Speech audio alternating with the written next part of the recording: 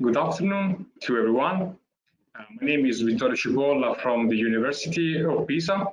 Welcome to this webinar, which is the main event of the final events that have been organized for the conclusion of this European research called Parsifal.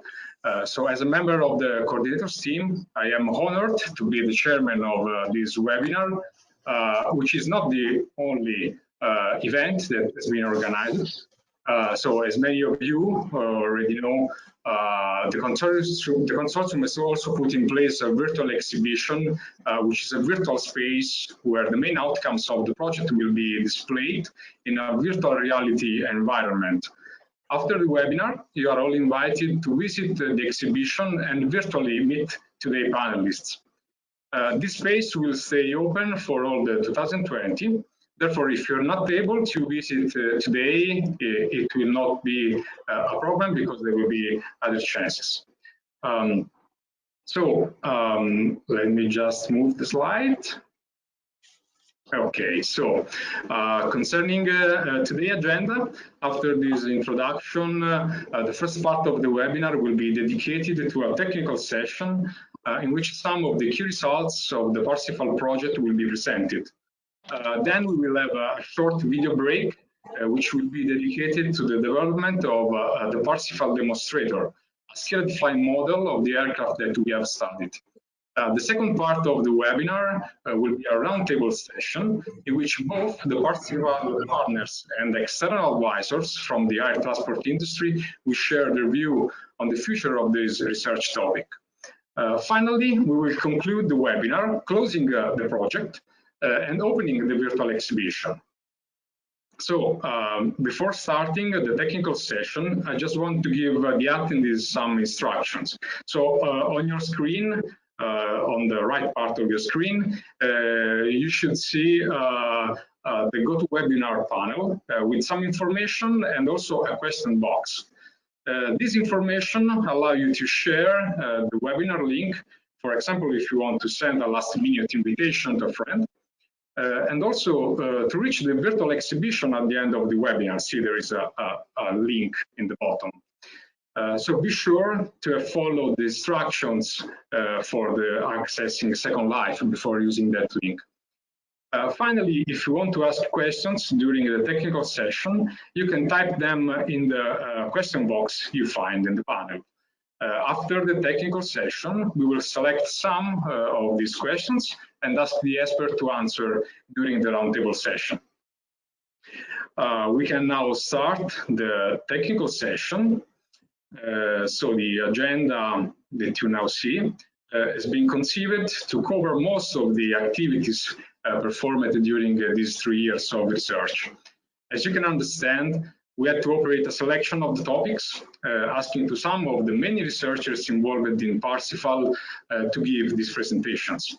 I want to thank in advance the speakers which are going to take the floor in this session, but my appreciation goes also to the tens of researchers, PhD and master students who have contributed to the Parsifal project. So I confirm that the question box is now active, so you can use it.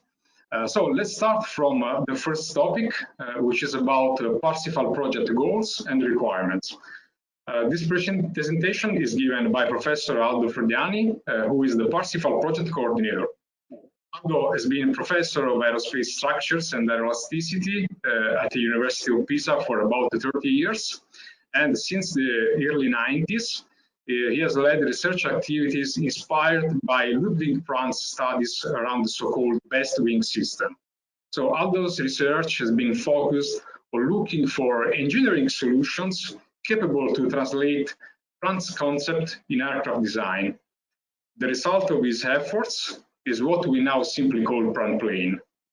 Aldo, it is my big pleasure to say that the floor is yours. Thank you, Vittorio, for our presentation. Thank you so much. I am the privilege to begin this webinar by giving some small ideas about the Parsifal project and to try to give some answers to possible questions like why Parsifal project, where it comes from, the scopes of the project, and finally, the requirements of the aircraft. Parsifal means PrandtlPlane ARchitecture for sustainable improvement of future airplanes. The keywords: PrandtlPlane ARchitecture, sustainable improvement, and future airplanes. The project is funded by European Community by €3 million by and large, and under the framework of Horizon 2020 program. The duration is 3 months, and the consortium is made by Pisa University, the project coordinator, Skybox Engineering of Pisa, is a small company, a spin-off of Pisa University. We have also some from Bordeaux, France, Technical University of Delft in Holland, DLR in Hamburg in Germany, and Onera Primedon in France.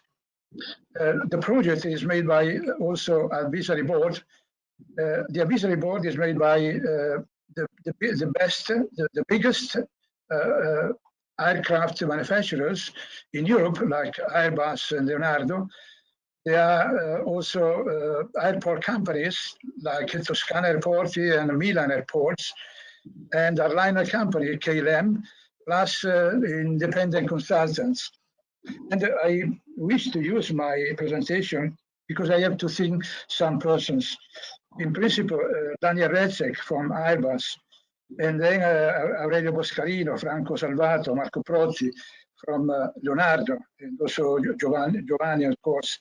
An old friend of mine and the colleague from the Technical University of Munich, is Professor Peter Schmidt, Bernd Strasser from Germany, Bernd Visser from KLM in Amsterdam, hi Bernd, Giulio Demetrio, former CEO of Milan Airports, Gino Gianni of the Tuscan Airport, Fabio De Donno is a pilot of Boeing 777, hi Fabio, and also Willy Siegel from EASA in Köln, and last but not least, Daniele Violato, you know very well. Why the Parsifal project? Parsifal comes from a story, from a certain story, interesting story in the past. I wish to give you the project goals and the topic, the top level requirements. Parsifal, what is Parsifal? Parsifal is a project to create a safer, greener, cheaper, and innovative civil transportation system. Parsifal wants to change the air transportation system all over the world. It is the result of past studies and research activity for many years. It is a long story initiated by Ludwig Prandtl in 1920 with the proposal of the best wind system. It is an interesting aspect of aerodynamics. And in honor of Prandtl, the box wing solution has been named PrandtlPlane or PRP. PrandtlPlane is a configuration which is able to be adopted for any kind of civil aircraft, from the very light to the very large. But the engineering application of the PrandtlPlane concept have been carried out just in the last years. I give you some examples. This is a PRP tandem light aircraft. This is the Lintos PrandtlPlane light amphibian. This is a concept of very large freighter in 2013. Another concept is an aircraft with a liquid propulsion fuel. Other concepts are PrandtlPlane business jet and so on. Very possible. It is possible to create very large aircraft, vertical takeoff and landing, unmanned air vehicle, and so on. The study, the tools, the flight tests, on scale model, wind tunnel test, theoretical advancement, optimization tools, and so on, have been conducted in the past and have been the starting point of the project. We needed experience and we needed the tools, and theoretical results have been gained for us. Parsifal is conceived to face two kinds of challenges: the productive goals allowing to increase the air traffic for 2 times, and also the environmental goals in order to cut chemical emission and cut the noise. And in Parsifal, all the aspects of transportation are taken into account. Airport companies, airline companies, society, cutting pollution and noise, aircraft manufacturers regarding propulsion system, new concept of flight controls, and more safety of flight, of course, innovative onboard architecture to reduce turnaround time, disruptive aircraft configurations regarding aerodynamic, structures, from mechanics, elasticity, and so on, and the economical aspects. A brief history, 1920, we had a contribution of Prandtl. In the 90s, the application of the Prandtl concept to aircraft design. And in 2017, the Parsifal project aims to take advantage from the high aerodynamic efficiency and for improving the traffic productivity in a sustainable way, which is very, very important. The main objective of the project are, first, to demonstrate that the PrandtPlane allows to reduce fuel consumption per passenger kilometer while keeping the compatibility with present airports. Second, assess the environmental, economic, and logistic impact of PrandtPlane adoption. And finally, to develop tools and collaborative frameworks for the PrandtPlane design in the future, for future application. The market study indicates that the highest growth factors come from the short to medium haul. You can see in the figure in the top. And this is the possibility in the future. We foresee that the traffic will double in the next decades, but at the same time, even though the sky is very large, the airport area is not. So the real problem is the congestion of the airport areas. The congestion is the limit of the future aviation. And the Airbus and Boeing think that most of the aircraft will be single-aisle in the future. And the single-aisle future are aircraft to operate from C-category airports. So Parsifal wants to enter into this market in order to substitute the present aircraft with the aircraft with having the same short and medium haul, but a more number of passengers. This is the position of the possible position of Parsifal. With the key requirements are the number of passengers over than 300, harmonic range more than 4,000 kilometers, and C-category airports and aircraft. The top level requirements come from market study, input from advisors, and state-of-the-art. I wish to stress again the input from advisors, which are very useful for us. And this defines the top level aircraft requirements of the aircraft. I wish to give you finally these top level requirements. The passenger number will be between 250 to 320. The maximum range at maximum payload, the so-called harmonic range, is about 5,000 kilometers. The cruise speed will be 0.79 Mach, and the ICAO aerodrome code is 4C, where C means the wingspan is smaller than 36 meters, and the field length is longer than 1,800 meters. Another aspect is to reduce the time door-to-door in Europe, and in this way we have to reduce as more as possible the turnaround time, which is not higher than competitors today. And of course, there are other requirements typical of the same category. For example, the utilization of a system in airports and so on. Before concluding my presentation, I wish to say that Europe has been fundamental for us to have this jump forward in the progress of aeronautics. I wish to thank again the European Commission, and in particular Daniele Violato for his contribution. Thank you so much, Theo. Thank you for introducing the webinar, it was very interesting when you shown the slide about the history that there is a 100 years jump from the idea of Prand, which was dated 1920s, to today. So 100 later, when with a project like Parsifal, there is a kind of condition for which the sustainability requirement makes that idea from Prand something which is also maybe an opportunity for the aviation. So the next presentation will be devoted to the technical description of the Prand plane designed to seize that opportunity. Whereas later on, we will see what the impact of introducing the Prand plane in the market could be. So the next speaker is Karim Abousalem, a PhD candidate in aerospace engineering from University of Pisa. Karim graduated in 2016, working on the design of executive jets with Prand plane configuration. And then he intensively focused on the Parsifal project.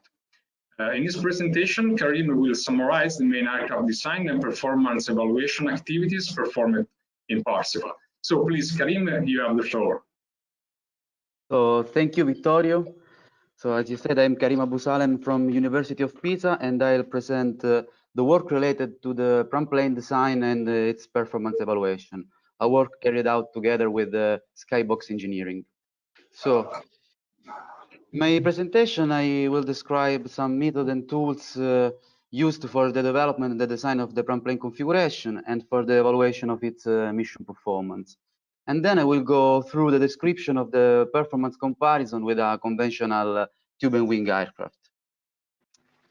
As said in the previous presentation, the Parsifal project main objective is to demonstrate that the Prand plane architecture applied to aircraft with the same overall size of the single-aisle medium route aircraft, such as the A320 or the Boeing 737, is able to increase the passenger capacity up to the 50%, while improving the fuel efficiency and keeping the compatibility with the present airport infrastructure.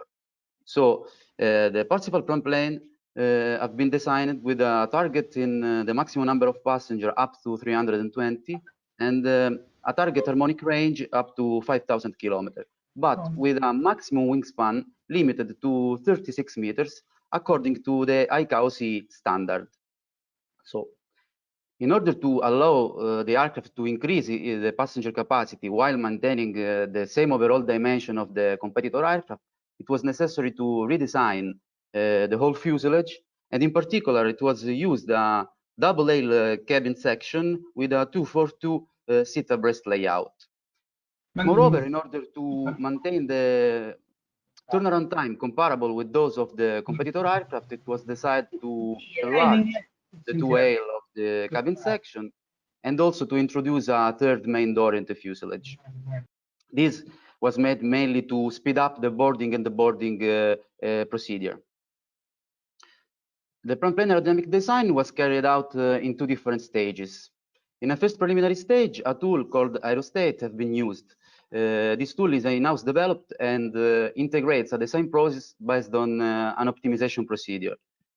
The software used low-fidelity aerodynamic tool, and this allowed us to evaluate a very large number of family of configuration, and so to define some relevant trends between the aircraft performance and the design variables. In this optimization, the objective function was set equal to the aerodynamic efficiency in cruise condition, and the design variables are those related to the box wing geometry. At the end of this stage, some promising configuration have been selected, and their characteristics have been analyzed with higher fidelity tools, such as CFD analysis. In particular, steady compressible runs models have been used to analyze and evaluate the aerodynamic behavior and performance of the box wing in different flight conditions. In parallel, also the structural sizing of the aircraft has been carried out with an in-house developed tool called Wagner. This tool automatically generates the 3D geometry and the finite element model of the structure of both the fuselage and the box wing. So this tool is able to size and analyze the aircraft, the Prand plane structure, in order to properly evaluate the structural mass of the aircraft. Moreover, some semi-empirical methods have been implemented in order to evaluate the weight of other items such as systems and operatings and furnishing. So in order to have the whole mass breakdown of the aircraft. At the end of the design loop, a baseline configuration has been defined, and its main characteristics are reported in this slide. As we can see, the Parsifal requirements in terms of number of passengers and design range have been fulfilled. And also the wingspan constraint is verified, limited to 36 meters. The information collected during the design stage, such as the mass evaluation or the aerodynamic performance, have been then introduced inside a mission simulation tool that allowed us to evaluate the mission performance of the front plane, such as the maximum ranges or the fuel consumption. With this tool, it was possible to evaluate the payload range diagram that is here reported, in which is highlighted the fact that the baseline Parsifal aircraft is able to fulfill the Parsifal requirements in the medium length stage of the mission, but it's also able to satisfy the requirement of the so-called middle of the market sector. So in order to perform comparison with the conventional two-wing aircraft, standard benchmark have been selected. The benchmark selected is the CIRAS aircraft. That is an open platform developed to allow the researcher to compare properly the performance of innovative disruptive configuration with those of standard conventional two-wing aircraft. The characteristics of this model are very similar to those of the Airbus A320 aircraft. But in order to perform a direct comparison in terms of performance between the front plane and the standard conventional benchmark, the same models have been used for both the aircraft to evaluate the aerodynamic performance, the mass breakdown, and so the mission performance. The first outcome of this comparison is the payload range diagram comparison. From this graph is evident that the PrandtlPlane architecture is able to design an aircraft with an increased number of passengers up to the 65% with respect to the CIRAS competitor. And moreover, it is able to fly a wider range of mission while maintaining the same overall dimension constraint. In addition, by comparing the cabin load factor with mission range diagram and evaluating the fuel consumption for a set of mission inside this envelope, it emerges that the baseline PrandtlPlane configuration is also more fuel efficient with respect to the CIRAS competitor. In particular, the reduction in terms of fuel burned per passenger kilometer is up to 13%. At the end, the tools, the methodologies developed to design the baseline PrandtlPlane also have been used to design also other PrandtlPlane aircraft with other top-level requirements, such as a group of single-aisle aircraft. Moreover, the information obtained during the development of this baseline have been used to refine its aerodynamics, so to improve its aerodynamic performance in a second configuration that is called MS6. This refined configuration has better mission performance, and we can see that also the comparison is better with respect to the baseline configuration. In fact, this improved configuration can reach a gain in terms of reduction in fuel burn per passenger kilometer up to the 22% with respect to the CIRAS reference. So in conclusion, in this presentation, I briefly described some method and tools used to develop the PrandtlPlane design and to evaluate its mission performance. Moreover, I described briefly a performance comparison between the PrandtlPlane developed inside the Parsifal project and a standard benchmark for a conventional two-wing aircraft. What is emerged is that while maintaining the same overall dimension of the reference competitor, the PrandtlPlane architecture can confer an increase in passenger capacity up to the 65%, while there is a reduction in fuel per passenger kilometer up to the 22%. So with this, I've concluded, and I will thank you for your attention. So thanks a lot, Karim. So in your presentation, you have shown that the activity of designing the 300-passenger front plane also brought to the definition of a common methodology and tools for the design. So they have been used to design other front planes, such as the 200-passenger one, for example, but also to assess the conventional competitor aircraft performance in order to assure this way a fair comparison. So the 300-passenger front plane is the baseline aircraft resulting from the collaborative design efforts of the whole consortium. Each partner has contributed to its definition, working on specific disciplines. So this aircraft has to be seen as the starting point for multidisciplinary optimizations rather than an arrival point.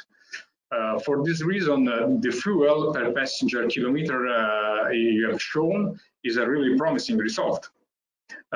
So the fact that the baseline front plane is a conservative and improvable solution is clearly shown in the next presentation concerning the front plane aerodynamic improvement given by Marco Carini from ONERA in Paris. So Marco graduated from Politecnico di Milano in 2009, and after some years at ONERA, in 2017, he has joined the Civil Aircraft Division as a research engineer. So please, Marco, the floor is yours. Thank you, Vittorio. This short presentation will provide an overview of the numerical activities that have been carried out at the Department of Aerodynamics, Aeroelasticity and Acoustics of ONERA in order to assess and improve the aerodynamic performance of the Parsifal box-wing architecture for commercial aircraft configuration. Well, it is almost trivial to say that one of the main goals of aircraft design and moreover of future green aviation is the minimization of the aerodynamic drag. And with respect to the total aircraft drag, it is well known that the induced drag contributes for nearly the 40% at cruise condition and even more at low speed. Focusing on that, the reduction of the induced drag can be essentially achieved by increasing the wing aspect ratio, as well as by increasing the Oswald efficiency, which essentially relates to the considered configuration. And from the seminal work of Ludwig Prandtl in 1924 and from other works that appear more recently, it is well known that under potential flow assumption, the box-wing configuration provides the minimum induced drag for a given lift, span, and vertical size. However, most of these works have been limited to simplified flow assumption, and only few studies have addressed the design of a box-wing configuration, the transonic regime, especially for an industrial purpose. And this motivated the present investigation aimed at contribute to shed light on the impact of compressibility effects on the front plane performance. Of course, such an extensive performance assessment requires not only the high fidelity of the modeling of the considered configuration, but also a precise identification and quantification of the different drag contribution corresponding to the friction drag, the viscous pressure, the wave, and induced drag that can be obtained by the so-called far-field drag analysis as developed at ONERA. And for example, in this picture, we can see a typical outcome of this kind of analysis represented by the identification of wave drag volume sources around the box-wing configuration. By such an approach, we were able to carry out an extensive performance assessment of the front plane over a wide range of flight conditions, from low speed and low altitude up to the cruise condition and high transonic regime. And the results we obtained are here summarized by this picture. And first of all, it is worthwhile to observe that in terms of Oswald efficiency, the behavior of the front plane is almost independent of the flight condition, with a well-defined plateau around 1.3 in the range of CL from 0.4 to 0.5, which actually confirms the expected benefit of the box-wing architecture in terms of induced drag.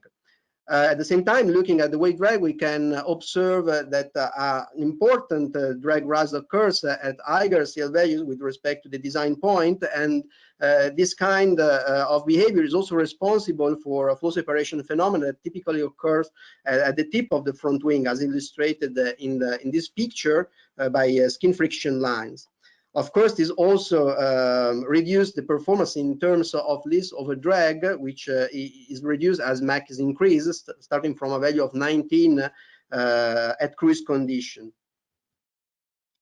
And longitudinal stability has been investigated as well, still in cruise condition, by computing the static margin and the center of pressure position with respect to different mass configuration and also mass distribution, and more precise by considering the operating empty weight of the aircraft, and also two different configurations for the maximum takeoff weight corresponding to different fuel distribution between the front and the rear wing. And what we can observe from this result is that although critical, this longitudinal stability constraint can be actually satisfied for this kind of configuration by playing with available degrees of freedom concerning the mass distribution. And for example, here we show that for the configuration corresponding to the maximum takeoff weight with 100% of the fuel located on the front wing, actually we achieve a static margin of 13.9% in cruise condition.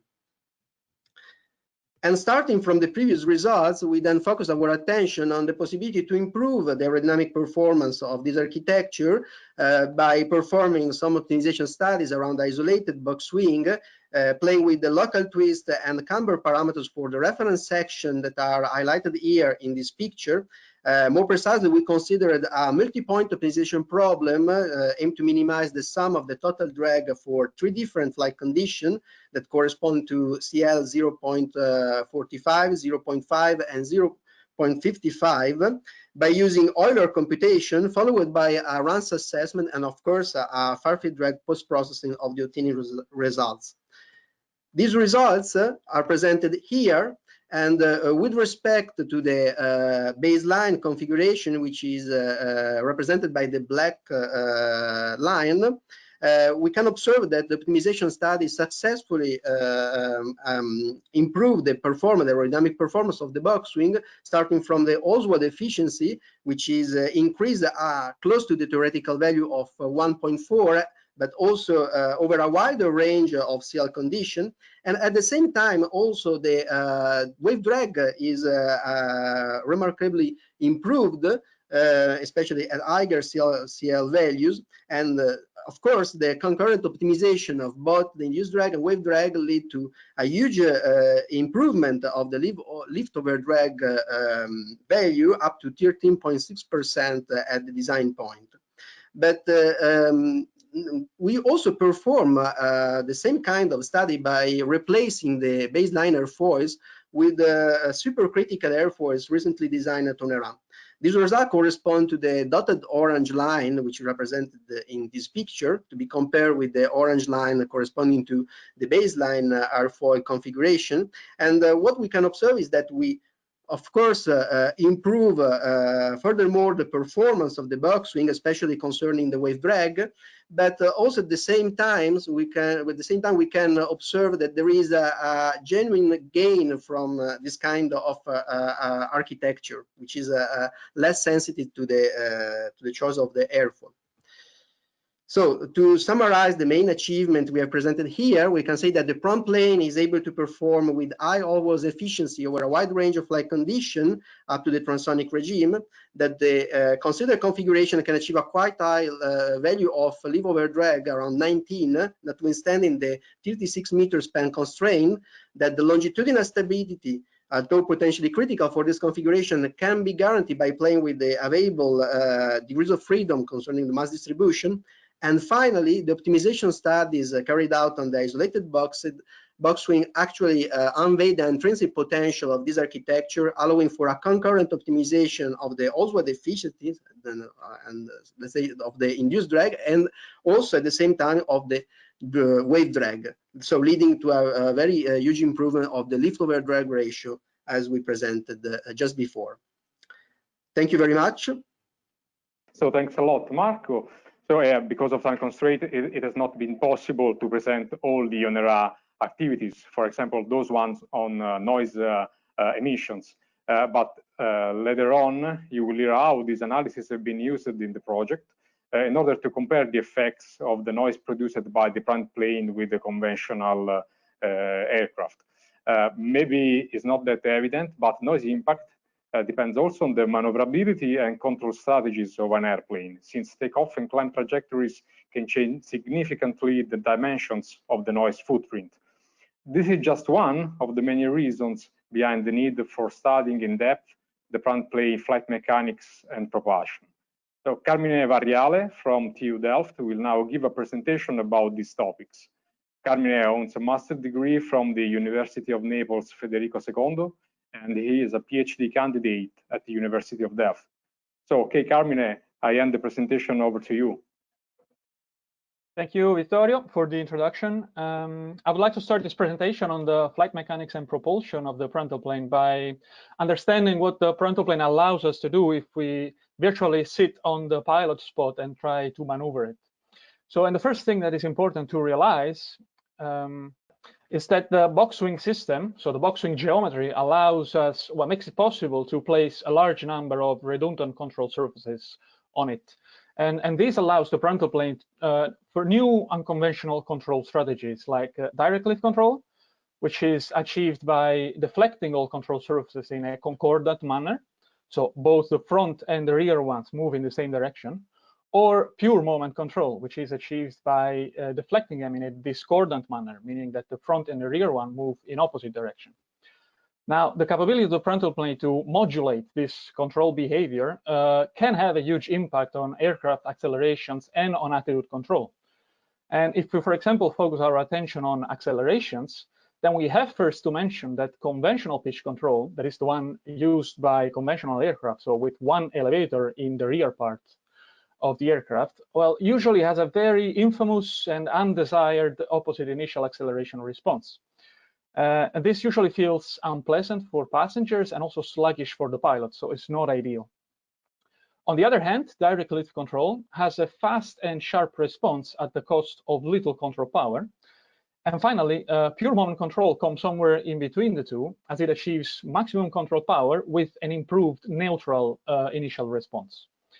Now, we can exploit these peculiar characteristics of these control strategies, if you wish, of course, in real-life scenarios.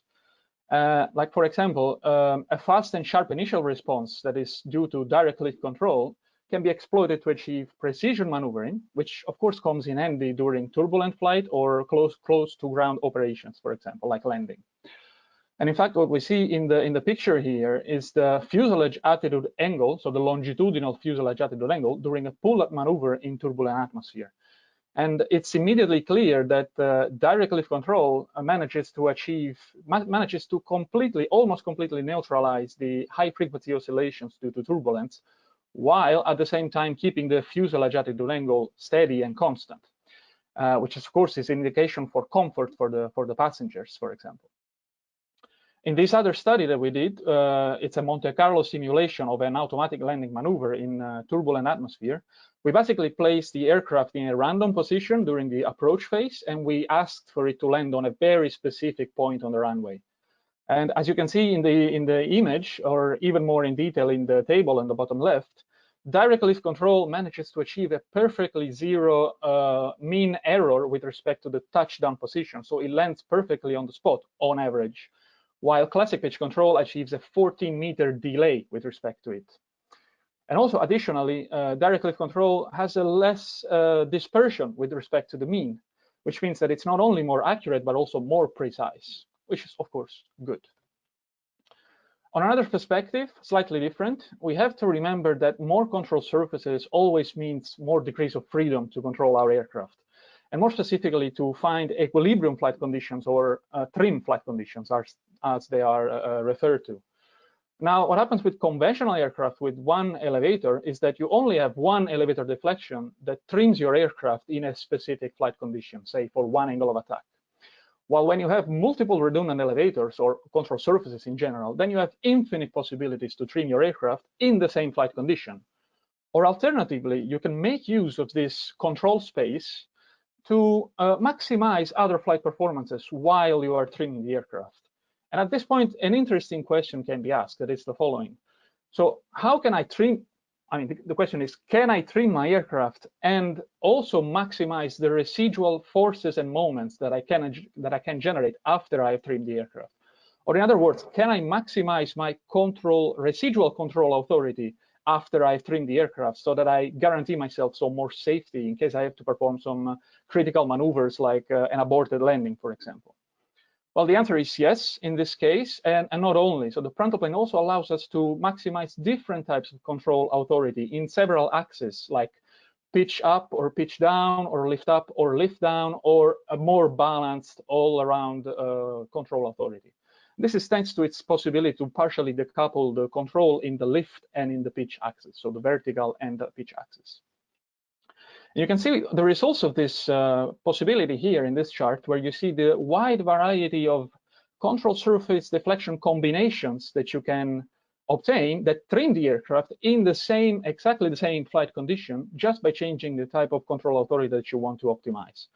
So for example, if you focus on the first block on the left, then you're looking at the 4 control surfaces on the front wing.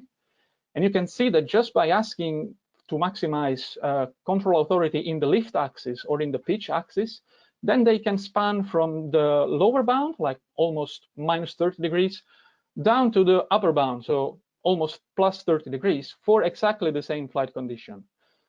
This is for symmetric flight, so side slip angle equal to 0, and the trend is very strong because there's a lot of control authority available, but it's still valid for asymmetric flight, so side wind conditions, for example, where control authority is more scarce. Finally, for the flight mechanics analysis, at least, I have to mention something about the mission performance, because, well, it was said before that the PrandtlPlane can carry about 50% more passengers than the Sierra's aircraft over a similar range. And it has been demonstrated also through optimal control studies that it consumes less fuel per passenger than its competitor aircraft.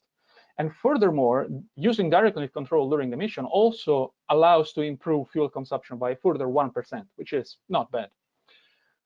These gains rely mostly on the improved aerodynamic efficiency of the PrandtlPlane, but also on the new generation very high bypass ratio engines that we designed for it.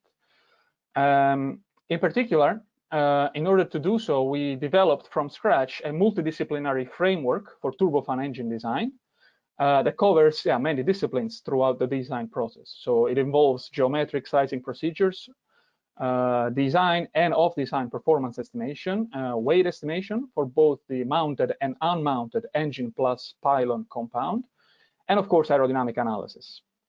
Now we use this multidisciplinary framework to design a tailor-made propulsive system for the PrandtlPlane, actually many of them. But the final result, you can see it in this slide, where on the top you can appreciate both the external and the internal geometries with some relevant measures. And I would like to point out some key parameters like the high bypass ratio of 11 and the max static thrust of about 200 kilonewtons.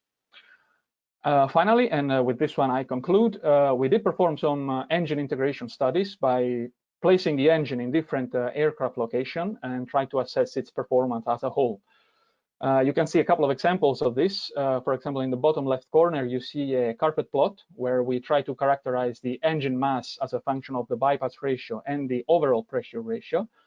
While on the bottom right, you can see the aerodynamic pitch and drag polars as a function of the engine position, so for various engine positions.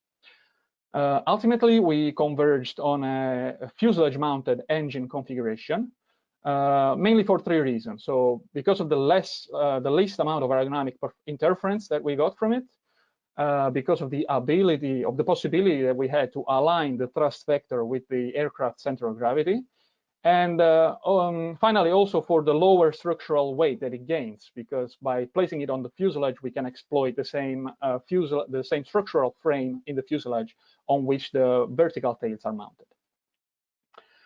Finally, just a couple of words to thank my colleagues, Gianfranco La Rocca and Reno Elmendorp, for their work on the propulsion system design and the collaborative workflow. And with this one, I thank you, and I give the word back to you, Vittorio. Thank you. So many thanks, Carmine. You have clearly shown that evaluating the mission performance for an aircraft with many options in terms of control strategies and control surface allocation is not an easy task, and the most advanced analysis methodologies are required. So mission performance is the link between the aircraft design and the impact assessment of the PrandtlPlane adoption. And as Carmine has shown, a multidisciplinary framework is needed to take the engine sizing into account properly. Before moving to the impact assessment, there is one topic which has been already cited at the beginning and which is very important, and it is the structural analysis. So in Parsifal, the challenge of minimizing the structural weight has been addressed for the peculiar case of the PrandtlPlane, whose innovation layout is not limited to the wing system, but also to the fuselage. I now hand over to Enrico Panettieri, who is Associate Professor at ENSAM in Bordeaux. The activities Enrico is going to present are the result of a tight collaboration between ENSAM and the DLR, in particular the Institute of Air Transport System in Hamburg. So please, Enrico, the floor is yours. So thank you, Vittorio, for your introduction. So good afternoon, everyone. So my presentation deals with an overview of the main research activities on the analysis and optimization of the PrandtlPlane structure. So I will start from stating the objectives and the associated challenges. I will describe the numerical tools and the modeling strategy that we have developed to address the specificities of the PrandtlPlane architecture. And I will end with the presentation of the obtained results and the description of the activities carried out by the LR. So the structural activities have been focused on three main tasks: the research of optimized designs of the PrandtlPlane structure in metal and composite, sensitivity studies carried out by DLR on the intersection regions, and an activity still in progress because of the recent health crisis on the design, manufacturing, and testing of optimized composite stiffener panels. To tackle these tasks, several scientific and technical challenges had to be overcome. Among the most important, so the development of a design strategy able to simulate the entire PrandtlPlane structure while enforcing design requirements relevant to different structural scales with a smart way of handling the large number of design variables to limit the computational effort. A design strategy developed to deal with composite tailoring in large structures. So from a structural point of view, these innovative architectures introduces structural coupling between the different macro components of the aircraft. This means that significant mutual influences exist between fuselage and lifting system, and that the design of one region cannot be correctly obtained without taking into account, and so simulating, the structures this region is connected to. To respond to this specificity of the PrandtlPlane, so the structure was firstly split into smaller regions where the central fuselage and the lifting system were the target regions of the structural optimization, and they were connected through two intersection regions, as you can see in the picture on the right. The optimization problem formulated for the entire PrandtlPlane was split into smaller problems. Parametric scripts were created to generate regions to be modeled, where the design variables at play were mainly the geometrical variables defining the internal structure of the regions of the PrandtlPlane. So the use of super elements allowed to include the mutual structural influences and at the same time to reduce the computational effort. In a nutshell, a super element is a condensed element which can reproduce the mechanical behavior of an entire region of the model. So to limit the computational effort or computational time, the research of the optimal PrandtlPlane design were carried out through iterations. So starting from baseline configuration, fuselage, please cut the microphone, please.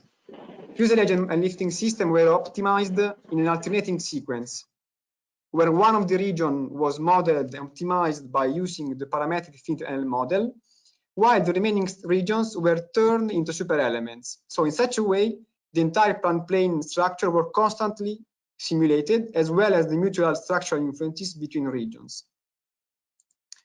So as just said, for each iteration, we address an optimization problem formulated on a smaller region, in which multiple requirements must be respected. So nonetheless, requirements can be relevant to different structural scales of the model. So we can address, for example, the global stiffness on the left of the aircraft by modeling the wall architecture, or we can be interested in having a no buckling structure. So in this case, we need to check stiffened panels, for example, or if we zoom in even more, we can evaluate failure criteria at the laminate level, for example. So what is important is that according to the requirements we want to include in our design, adapted models and additional variables must be considered and included. Our strategy, so our design strategy, involves two scales in the evaluation of the design requirements: global scale and the local one. Global and local models are built in order to evaluate specific quantities used to check the given design requirements. For example, for stiffened panels of several critical regions are extracted to check for buckling phenomena. And the whole process of models building, as well as the selection of the critical region, is fully automatic. So the link between the two structural scales, or global and model scales, is represented by displacements extracted from global models and imposed at the boundaries of local ones. So this iterative multi-scale optimization couples a commercial software, so ANSYS APDL, with a genetic optimization algorithm called Erasmus, which has been developed at the ENSAM. So now that we have an overview of the numerical strategy, we can state the optimization problem. So the objective is to minimize the structural weight, which is a function, of course, of the design variable, so of the geometry of our elements. This minimum must comply with design requirements evaluated at global and local scales. In particular, geometrical constraints are imposed to structural elements to ensure feasible assemblies and manufacturing solutions.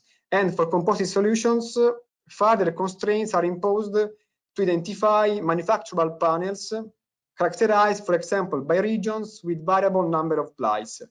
Of course, multiple load cases are included for both, considered for both fuselage and lifting system. So to give you an idea of the design variables at play, I've reported, so on the right of the slide, the number of design variables used to describe and optimize the fuselage and lifting system. So as you can see, the composite configuration presents more variables because the laminate mechanical properties and the number of plies, of course, are introduced as additional variables to further improve the design, so the optimized design. So we don't have time to dig into the implementation of the parametric models with the algorithm. So I just show you the results of the two configurations, so the metallic and composite one. So the structural weight of both configurations are reported in the table. And as expected, the composite solution allows for a significant weight saving compared to the metallic one. So since we are describing all the structural elements of the structure, we can extract, for example, just an example for the composite solution, the weight breakdown of the fuselage and of the lifting system, as shown below in the charts. So the final designs of the intersection regions have been obtained by means of dedicated analysis carried out by DLR. But actually, the structural weight is not only the only output of the optimization. Each optimal configuration we obtained also contains all the corresponding optimal design variables.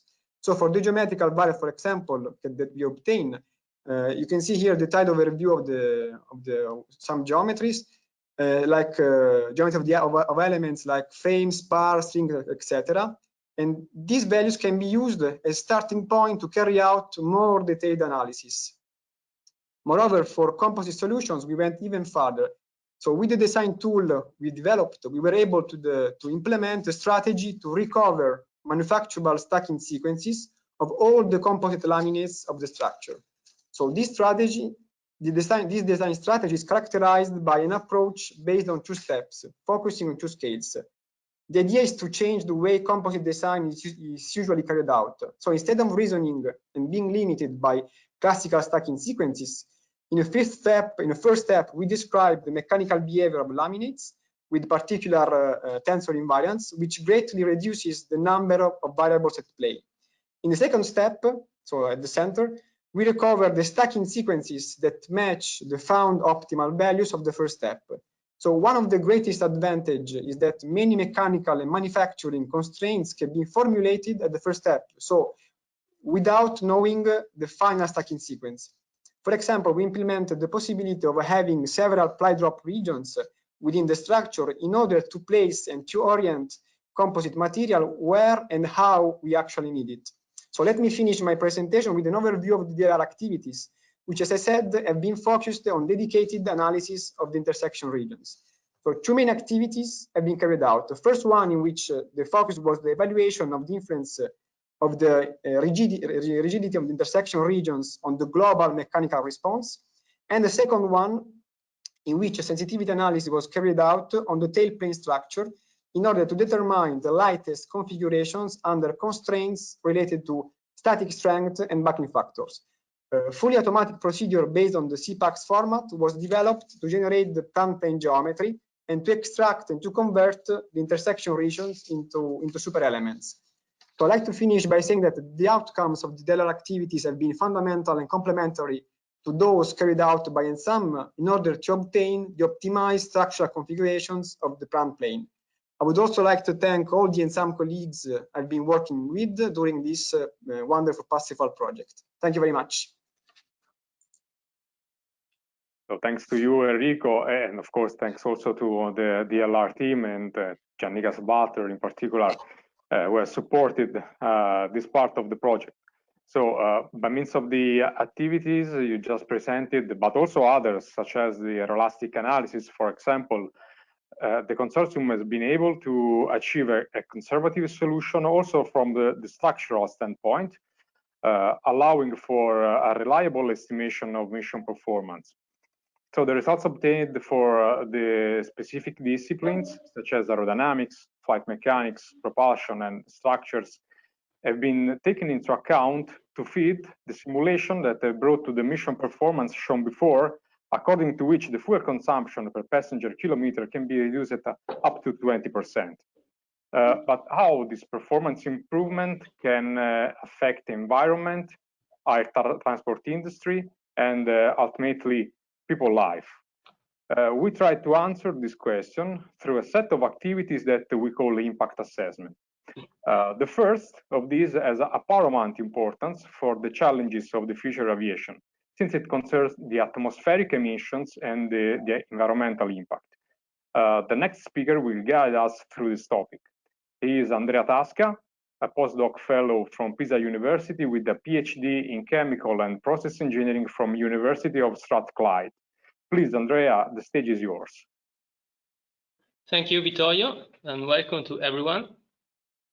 We are going into the estimated emission from the box-wing aircraft PrandtlPlane, and we will compare the corresponding impact to those of a conventional reference aircraft, the Cirrus, which has been introduced in Karim's presentation. The assessment was carried out according to the life cycle assessment methodology, and we estimated the emission of CO2, carbonaceous and sulfate aerosols, nitrogen oxide and the related ozone production and methane degradation, contrace and contrace zeros. Total emission of our reference mission and the related impact have been then referred to 1 passenger per 1 kilometer. The landing and takeoff cycle, LTO phase, comprehends all the activities below the altitude of 914 meters, while the climb phase from 914 meters to 11 kilometers, a level flight phase of 4,000 kilometers, and a descent phase from 11 kilometers to 914 meters define the cruise phase. The figure on the right displays the boundaries in relation to the nature. Impacts due to atmospheric emissions have been investigated globally, as well as over 6 different areas of the world. Indeed, the physicochemical characteristics of the atmosphere are not homogeneous. Hence, and emissions over different areas of the world correspond different impacts. The emission index has been defined as the ratio between the emitted quantity of a specific gas and the fuel flow.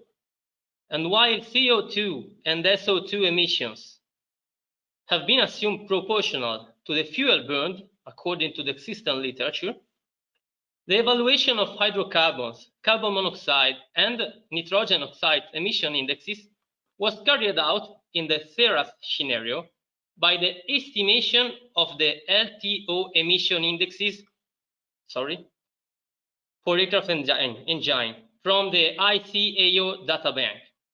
And then the estimation of emission along the cruise phase was done by the fuel flow method 2 that was developed by Boeing. Indeed, the ICAO engine emissions data are obtained at the ground level, and the correction procedure is needed to take into account altitude effects. The fuel flow method 2 adjusts the emission on the basis of air pressure, temperature, and humidity at given altitude values. The PrandtlPlane scenario has been defined as for the CERAS one, with the exception of the LTO emission indexes. Indeed, the PrandtlPlane engine is not included in the ICAO data bank.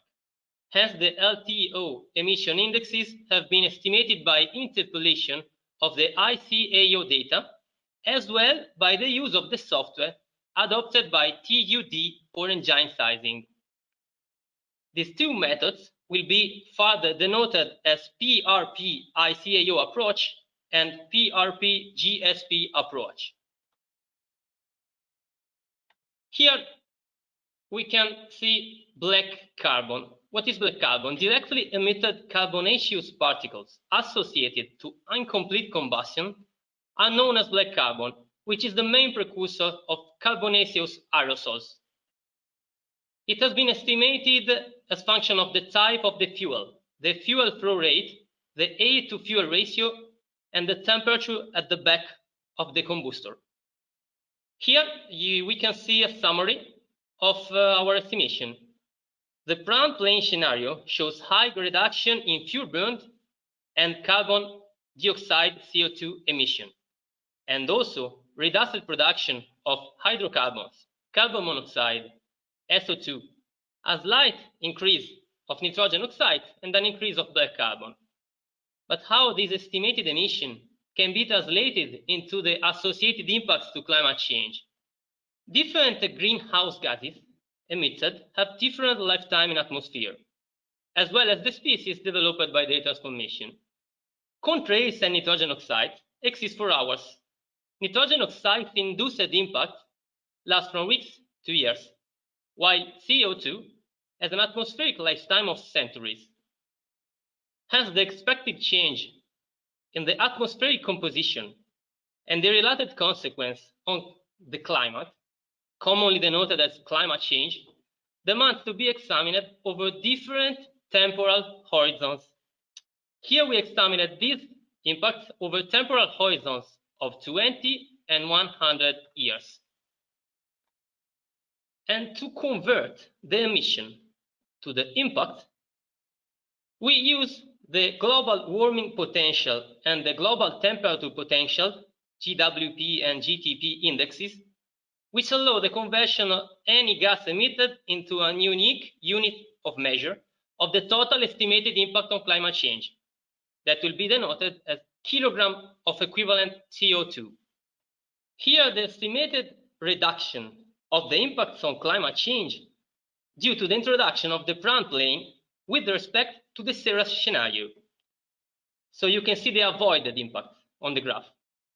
Red bars denote the difference between the estimation obtained by the ICAO and the GSP approach.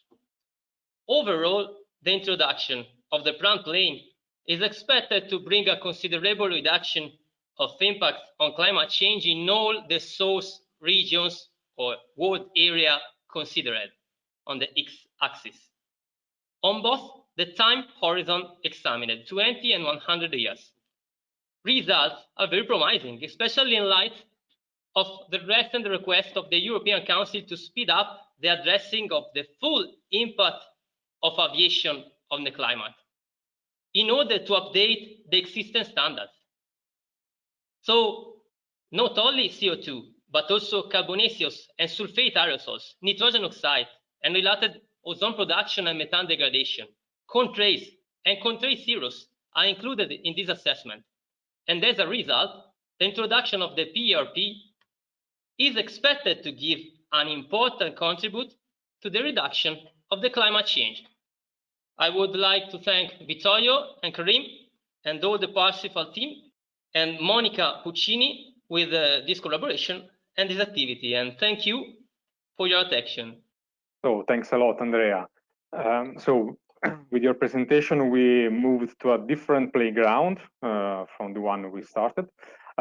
In this playground, all the outputs generated by the design and optimization activities presented before have been translated in a reduced set of input parameters for your study. And you have also underlined how the uncertainties about the engine performance may affect the emissions. So you have shown these two possible approaches, for example. Anyway, the prediction in terms of avoided global warming and temperature change is robust enough to say that even considering these uncertainties, the effects on the environment to the PrandtlPlane introduction are beneficial. So the introduction then of greener propulsion systems or fuel would only increase these benefits. So before moving to the next speaker, I want just to tell one more time that we have a question box inside the GoToWebinar panel you see on your screen. So maybe for the attendees that has joined after the beginning of the webinar, I invite everyone one more time to ask your questions, and we will select some of them and then try to answer at the end of the roundtable session. So moving on, we have seen one of the aspects of the environmental impact, but taking care of our environment is not only about the atmospheric emissions. It is also about the noise emissions and how noise affects people's life. So the next speaker is Ana Alves Vieira, and she will now give us a presentation about how this topic has been phased in the project. Anna is a PhD candidate at TU Delft, where she works in the Department of Aircraft Noise and Climate Effects. So please, Anna, I hand over the presentation to you. Thank you, Vittorio, for the introduction, and good afternoon to all the attendees of this webinar. So this short presentation will give a brief introduction about aircraft noise. Then I will present the methodology that I use for this project, and then finally the results. So the expansion of air traffic is limited by aircraft noise because it is known to be an hazard to human health. It can cause high levels of blood pressure, also is associated with sleep disturbances and stress. So aircraft noise has been progressively reduced in the last decades, as you can see in the plot at the left. And the normal strategy is to reduce the aircraft noise in the individual components. So in the picture at the right, you can see some of the most important sources of aircraft noise. You can see the different components of the engine and also some of airframe noise. So by reducing the noise at the individual components, we also reduce the overall noise on ground. However, this overall noise reduction is not exactly translated in a reduction of the perceived noise, because two sounds can have the same magnitude but be perceived differently by an observer, because the perceived annoyance is affected by, for example, the low and high frequency content of a sound, the tonal content, and also fast or slow loudness oscillations in time. So to help us understand the characteristics of a noise, we can use the sound quality metrics. The sound quality metrics are 5: loudness, tonality, roughness, sharpness, and fluctuation strength. These 5 sound quality metrics give more information about a sound than traditional noise metrics. So loudness is a sensation of magnitude of a sound, so it orders sounds from quieter to louder. Tonality assesses the tones that are present in the spectrum.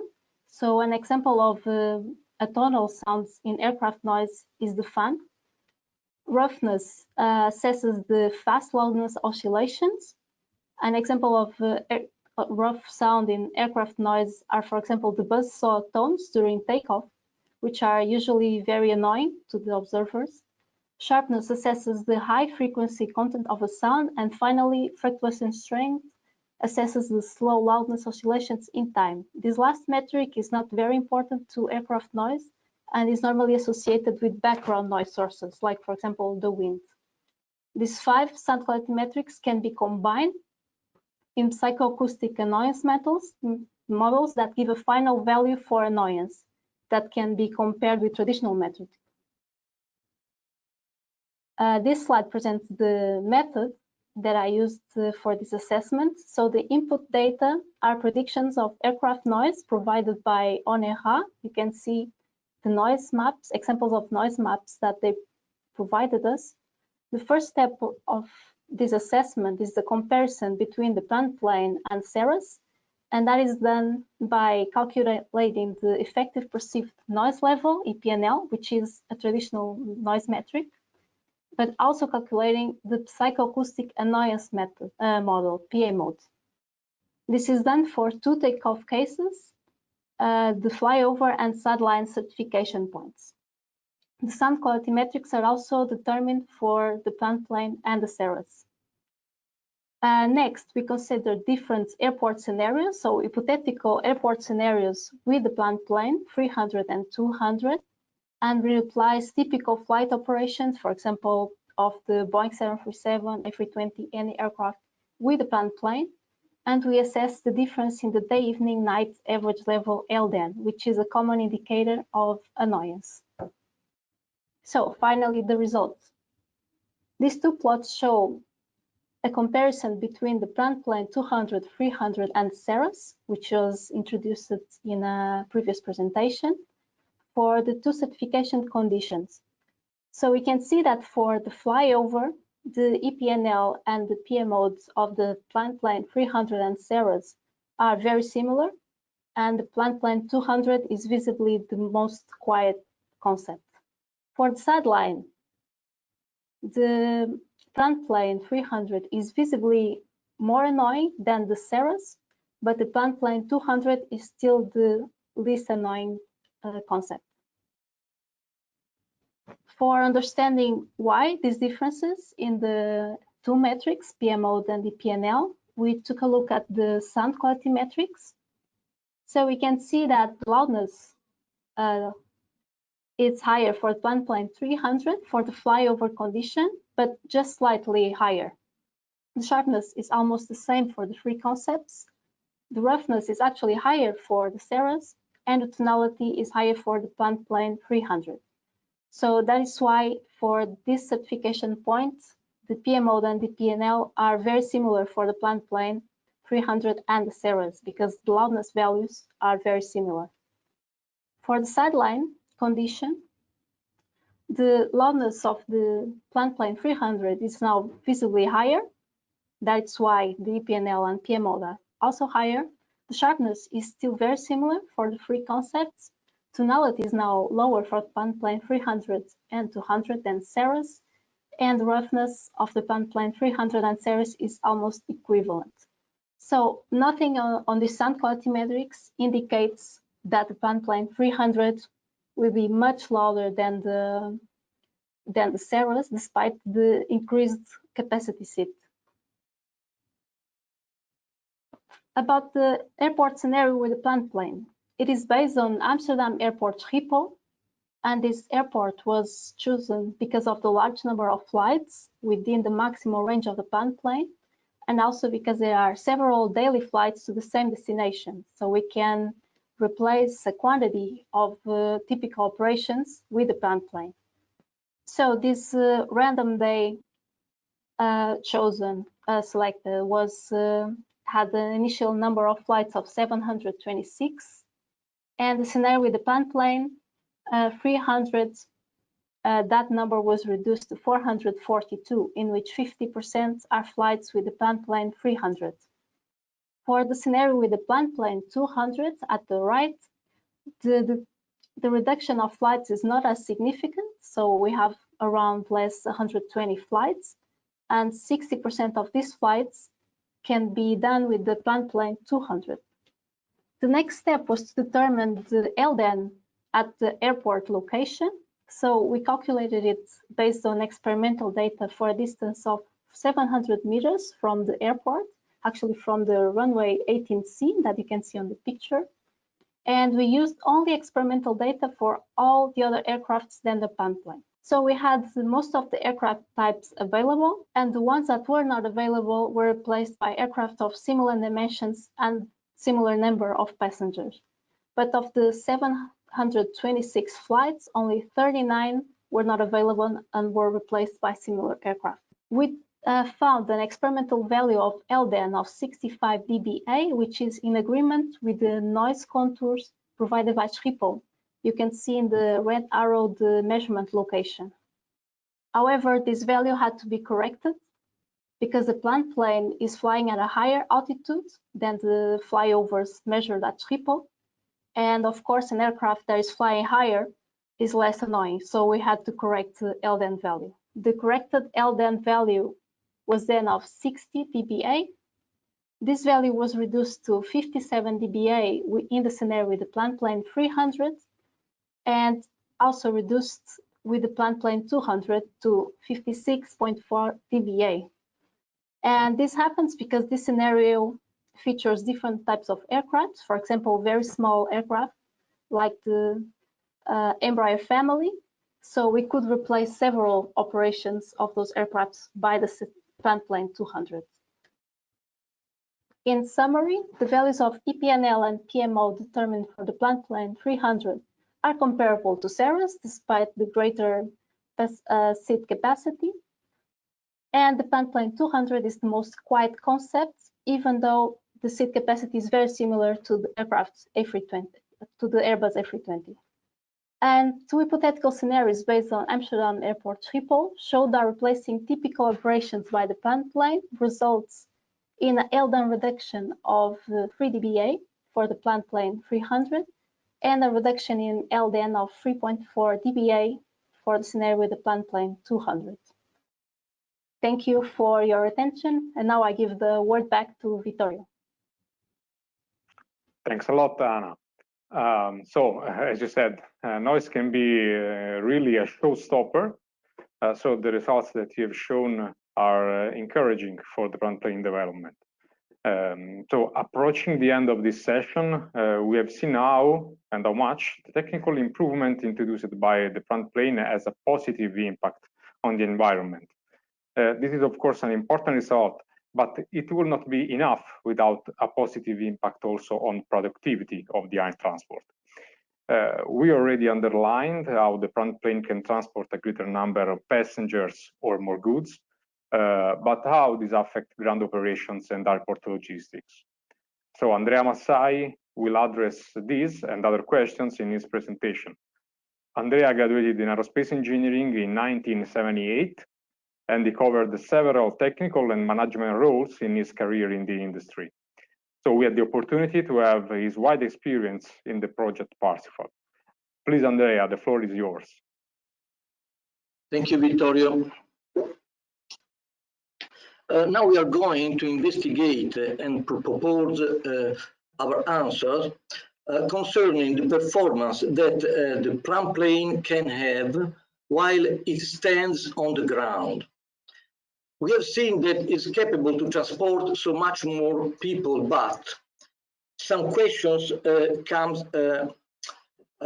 to be asked. Shall we be able to keep the same number of flights? Which is the expected values of the turnaround time? Which could be the impact on the airport resources that the airports shall have to dedicate to such airplanes?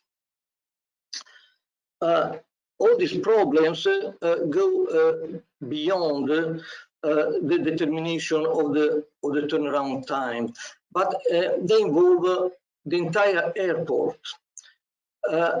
So we decided for a more general approach, getting airside and landside activities together in a unique simulation tool.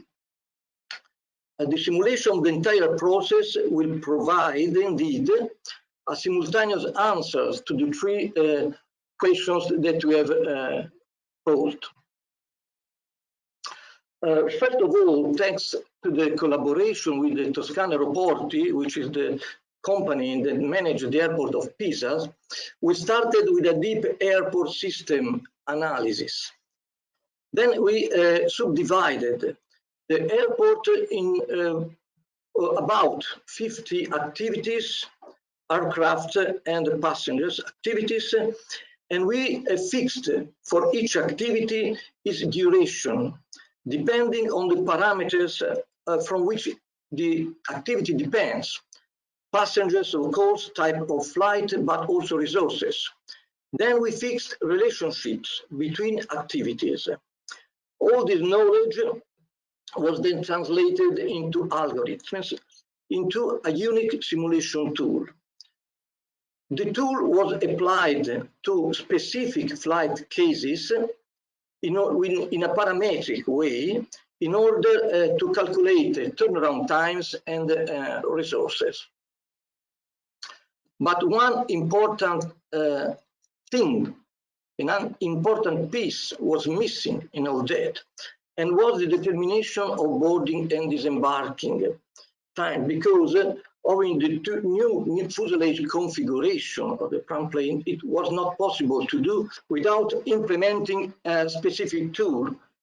One of our young engineers, Marco Picchi-Scardaoni, developed himself the tool.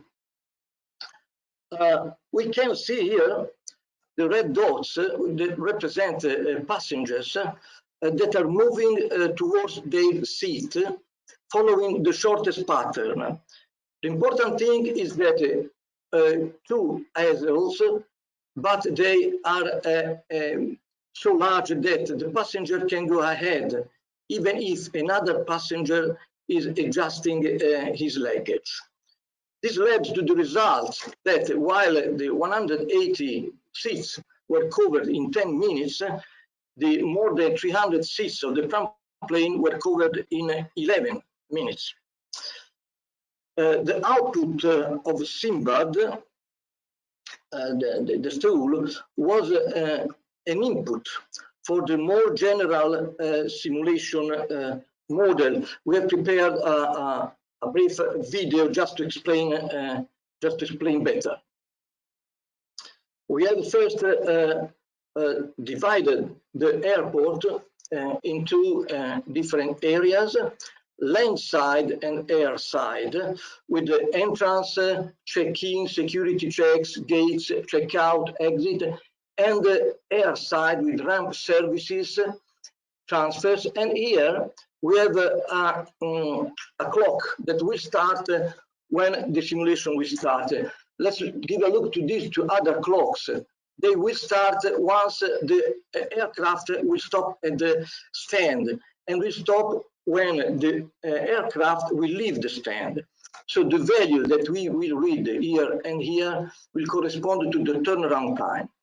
On the right, we see the Gantt chart with the progress of activities with a time step of 1 minute that in this video corresponds exactly to 1 second.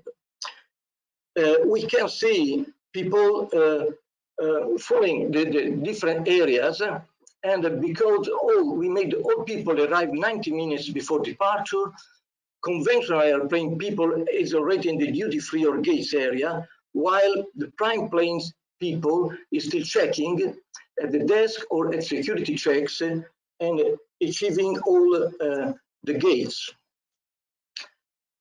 Now we will see in one moment both airplanes that are landing at the same time. Okay, they've landed and the world moves very fast around them. We've seen the transfer to the airplane, the transfer to airport. Everyone has been moved out from the airport and people are all boarding, while other people is already checking out. We have the first airplane taking off. I had no time to speak, and also the plane has taken off.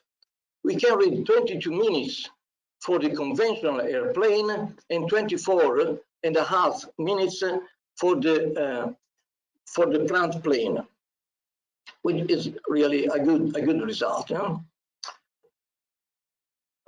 Okay, so let's go on, and we use the simulation tool to determine first to calculate the turnaround time, and we fixed two scenarios taken from the literature, the full service and outstation conditions that should represent the maximum value and minimum value of the turnaround times. We can see from the table that in any scenario, the PrandtlPlane allows a great payload improvement with a less significant variation in the turnaround time, more than 60% in passengers and more than 70% in containers. I must add that in the outstation scenario, the boarding and disembarking of people is not part of the critical part, but management of loads is. So we checked that in other conditions where the baggages are not so severe conditions, we can reduce this different a lot. Then to study the impact on airport resources, we selected 10 flights from the timetable of the airport of Pisa, 5 arrival and 5 departures over about 80 minutes. What we have to investigate is if the same activity is done more than one time at the same time, because this means that the increase in resources will be more than linear with respect to aircraft available seats. We can see, for instance, for baggage loaders, in the case of a conventional airplane, we have only one equipment engaged, but in the case of the PrandtlPlane, we have 2, and so on. But the major impacts, as expected, in airport spaces, because the PrandtlPlane is moving much more people, and people make interference with themselves. We can notice that at passengers at a baggage recovery area, we calculated 3 times the number of people that are standing, waiting for their luggage, with respect to conventional airplane. So really the conclusion is that the need of additional spaces is the most critical matter that will have to be faced by the airport. We can conclude now, coming back to the questions. Can we keep the same number of flights? Surely yes. For the 10 flights we have considered for the airport of Pisa. In general, of course, it depends on the type of flight and the flight schedule, which is the expected aircraft turnaround time. If we consider the 2 textbook scenarios, it is between 10% and 25% higher, but it will allow an increase of passengers about 60% and above 70% of containers. What could be the impact on airport equipment, infrastructure, and spaces? Major impact is on the needed spaces and activities involving passengers and their luggage. I've concluded. Thank you, Vittorio. Back to you. Thanks a lot, Andrea. So now we have added another important part to the picture we are trying to draw. For completing this picture, there is another aspect left, which recall the S letter in the name Parsifal, where S stands for sustainability. So this word is not only referred to the environment, but also to the economic viability of the PrandtlPlane introduction. So all the results presented before concerning the technical characteristic of this aircraft, the reduction of fuel consumption, the effects of the turnaround time on the productive hours, have been finally taken into account to evaluate the costs of adopting the PrandtlPlane, and finally, its potential in terms of value creation. So the next speaker will give us some details about this project activity. He is Fabio Magnacca, a PhD candidate in Management Accounting at the Department of Economics and Management of Pisa University. So please, Fabio, the stage is yours. Thank you, Vittorio, and good afternoon to you all. The objective of this presentation is to illustrate the results of the economic assessment of the PrandtlPlane as future means of air transportation. More precisely, the aim is to provide experts with extensive information that they can use to make informed reflection and plans about the future industrial exploitation of the PrandtlPlane concept, while making consideration on its most promising opportunities of commercial utilization. To this end, an holistic approach was adopted. This approach, which integrates both qualitative and quantitative information, develops on three complementary fronts, which are the airport, the aircraft manufacturer, and the airline. Analyzing the value creation potential of the PrandtlPlane requires addressing the perspective of each of these key players operating in the air transportation industry. Their perspectives are strictly related to each other. Every player has its own requirements that in the end must find a synergic integration in the PrandtlPlane if it is to be successful from an economic and financial point of view. The value creation assessment of the PrandtlPlane includes the analysis of the compatibility of the aircraft with airport operations, particularly with ground handling activities, and the estimation of the turnaround time, the estimation of the direct operating cost that the airline bears when operating the PrandtlPlane, and finally the estimation of the aircraft market price. These assessments follow logic that then find its integration within one single indicator of value creation, that is the net present value calculated from the airline standpoint, so the operator that will ultimately operate the PrandtlPlane. The whole assessment method is based on the rationale of benchmarking. This means that the economic performance of the PrandtlPlane is assessed against the economic performance of its reference aircraft series. Should the PrandtlPlane perform better than its reference aircraft, then it is logical to infer that higher value could be derived by its utilization. In the end, what counts is not performance in absolute terms, but performance relative to competitors. Business process mapping was used to learn about the turnaround process and thereby to understand the compatibility of the PrandtlPlane architecture with existing ground handling equipment and activities using a qualitative approach. This task represented an essential step necessary to validate the estimation of the turnaround time, which was used to forecast the annual utilization of the aircraft in terms of flight per years, setting the stage for the value creation analysis. The assessment of direct operating costs and production cost and the value of the aircraft market price have been based on published methodologies been accepted and used by the aircraft design community.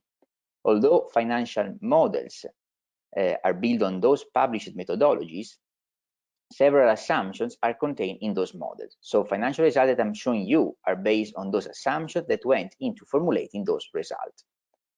Please keep that in mind, and please keep in mind the rationale of benchmarking that should be used to interpret what follows. The PrandtlPlane is compatible with all airports which are classified as airports that comply with SERA's category aircraft. From the analysis of the PrandtlPlane performance on ground, it emerged that there might be potential issues, but that these issues are not critical at all. They can be easily handled through minor local design review activities or through the development of dedicated equipment, or of course through a combination of the two. For the purpose of the value creation analysis, the PrandtlPlane can hence be considered as fully compatible with ground handling operation. The estimation of the turnaround time has already been addressed in the previous presentation, so what I want to stress here is just a few elements that are important for the purpose of the value creation analysis and on which the economic assessment has been built on. First, the outstation scenario was considered for both the PrandtlPlane and the SERAs. In this scenario, and this is the second element that I would like to stress before proceeding, estimation forecasts only plus few minutes for the PrandtlPlane relative to SERAs.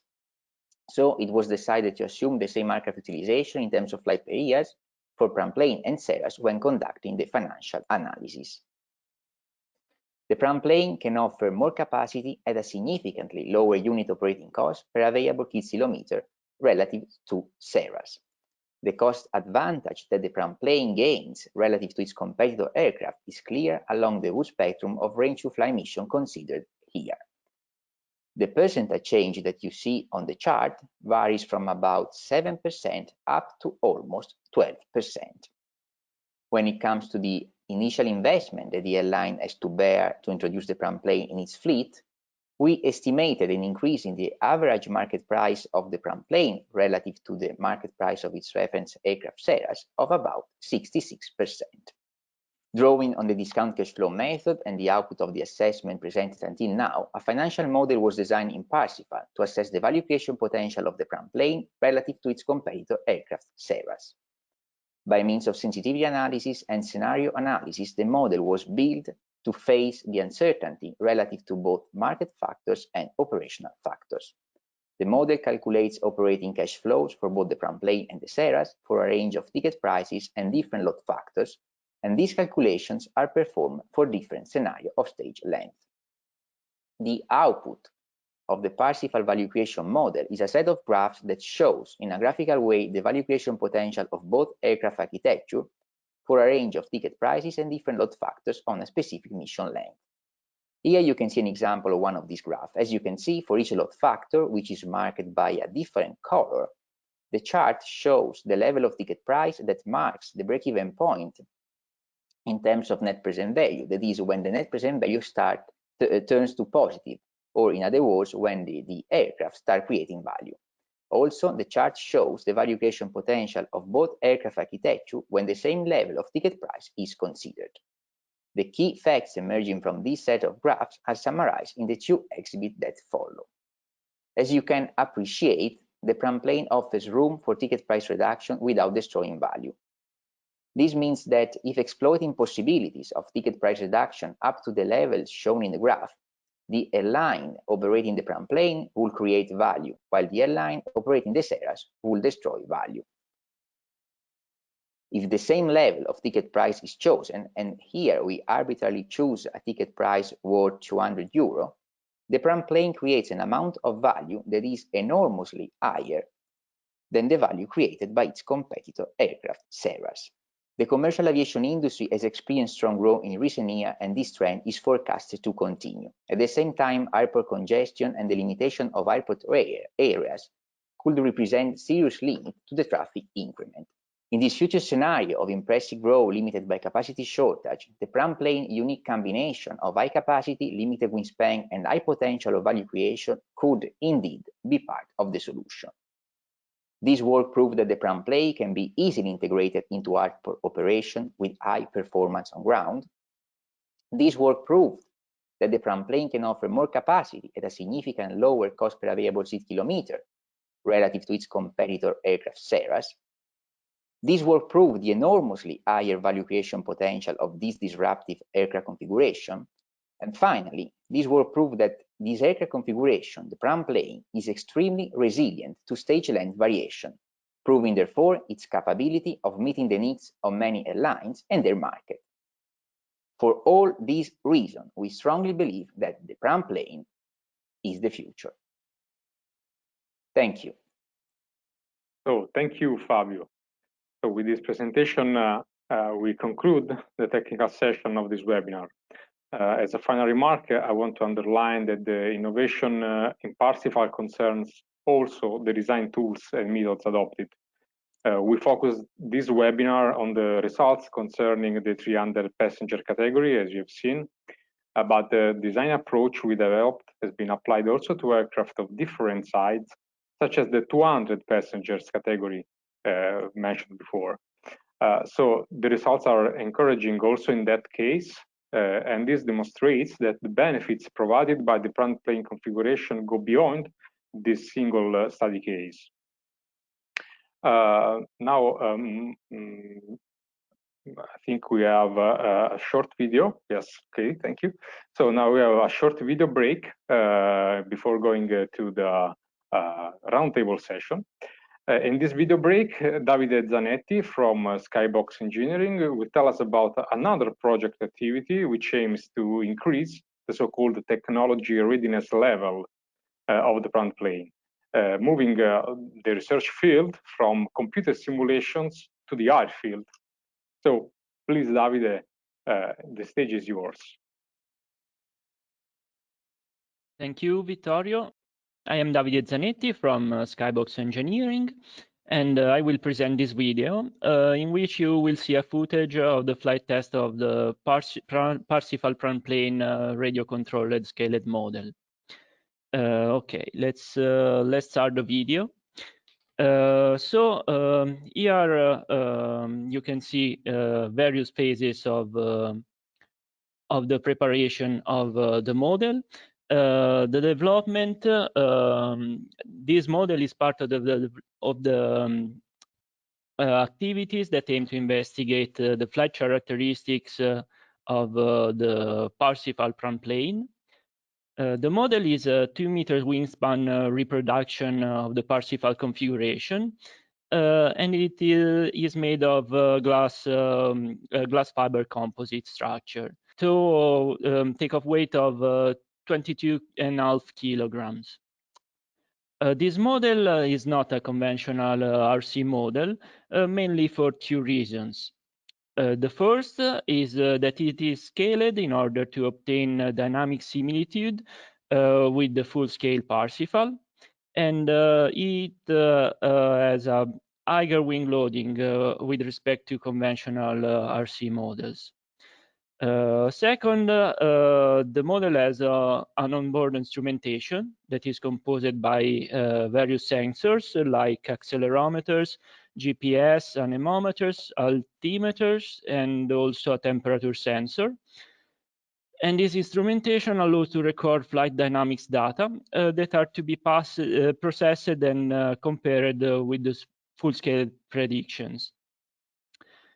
So these features make the model a valuable scientific research item that is to be used for further development of the front plane. Another interesting feature is the fully programmable radio, as you can see here, that allows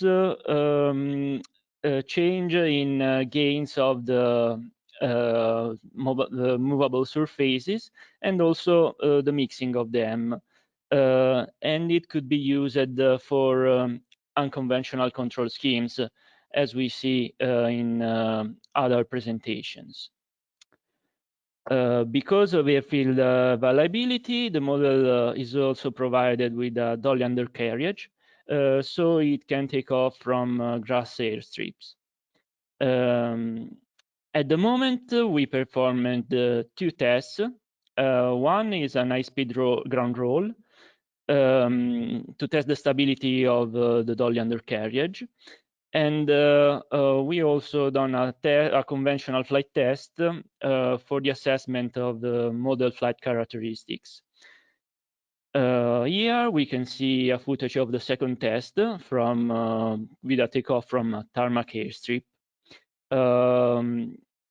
The model here has two electric fans that with high output of thrust that allow takeoffs from short runways, despite the absence of complex high lift devices like in Parsifal full scale, and also despite the model weight of 22.5 kilograms in the second test configuration to maintain the similarity. The video shooting was quite difficult because of the very high speed of the model. In fact, during the test, we reached the speeds up to 180 kilometers per hour with only the 60% of thrust. The model performed very well in straight line as in turns, and it showed a good, also a good efficiency. In fact, it had a low glide angle even when power off. All the data collected by the instrumentation are under processing, and will be included in the project results, of course. Okay, just looking at the end of the video, we have received some questions about the scaled model. So you mentioned something about the scale factor, the dimension, the size, the weight of the aircraft. So which is the scale factor with respect to the full scale? Is about 1 to 17.5. Okay. Slightly less than 18, and okay. And the weight of 22.5 kilograms is scaled accordingly to the similarity. Okay, thank you a lot, David.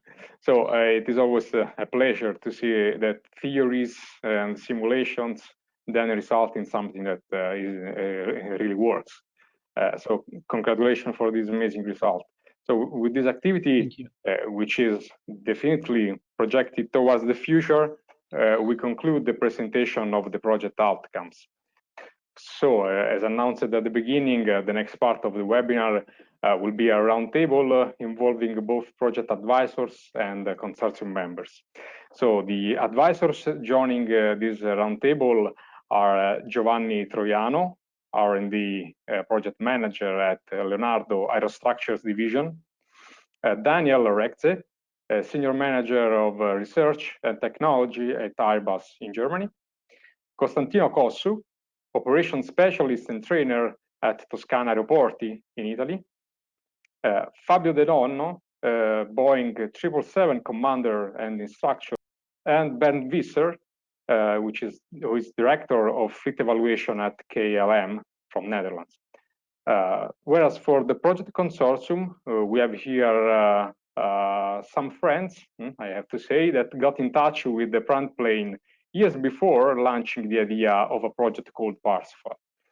So they are Gianfranco La Rocca, professor of multidisciplinary optimization in aerospace at TU Delft, and Michael Mehu, who is head of civil aviation, civil aircraft unit at ONERA.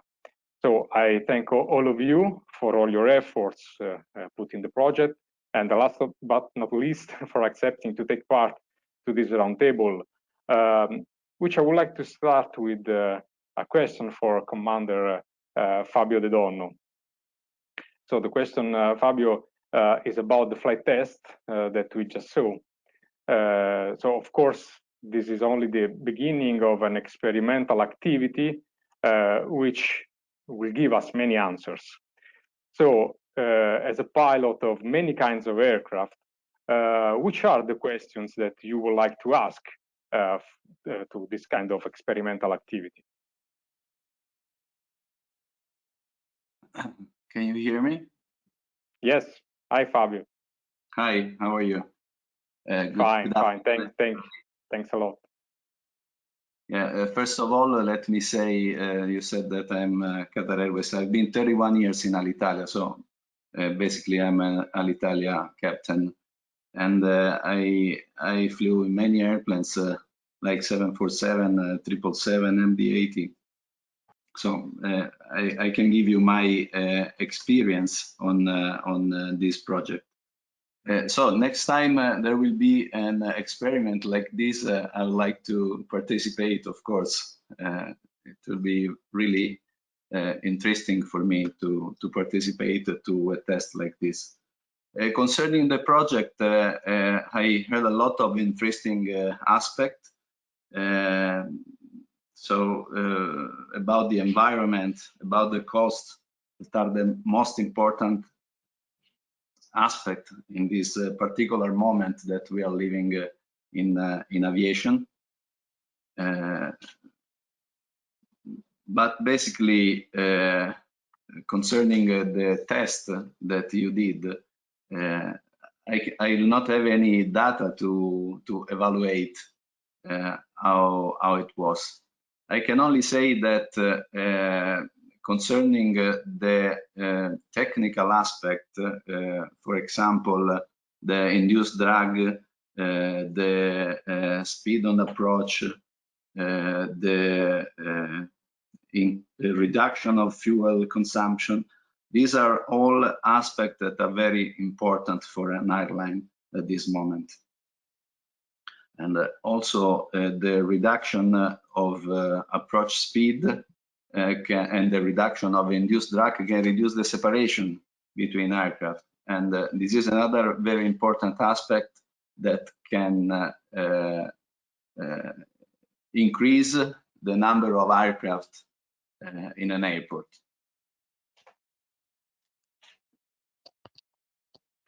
Yes, of course. And I think you can consider invited to next flight test.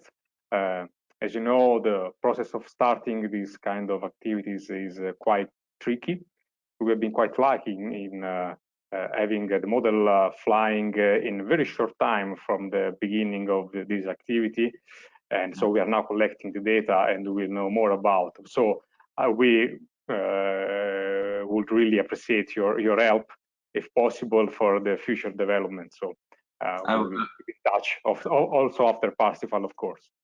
I will be happy to do so. If I'm here in Italy, definitely I will participate. Thanks a lot. Thanks a lot. So my next question now is for Costantino Cossu. So Costantino, you helped our team in many ways in order to assess the impact of the PrandtlPlane on airport logistics.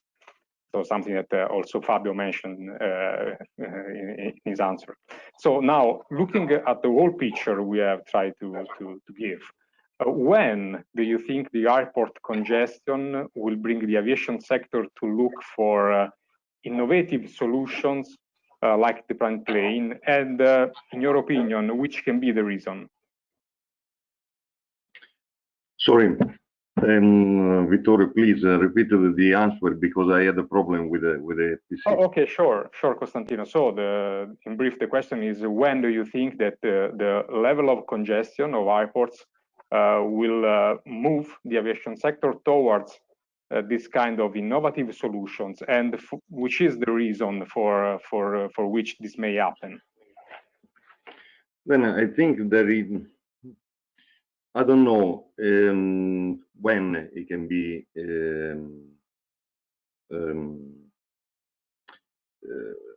how to say, sorry, it's the first time that I participated to a webinar, and but the question is not an easy one, I think.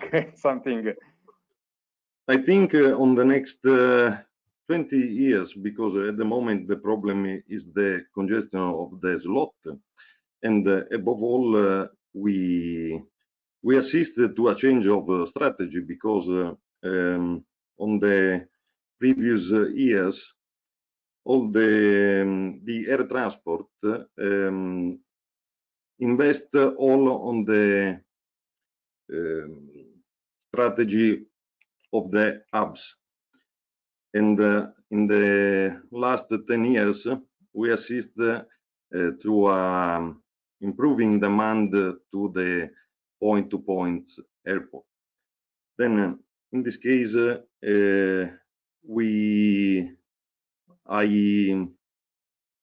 I think that we can assist congestion on the next 10-15 years, above all for the slots, and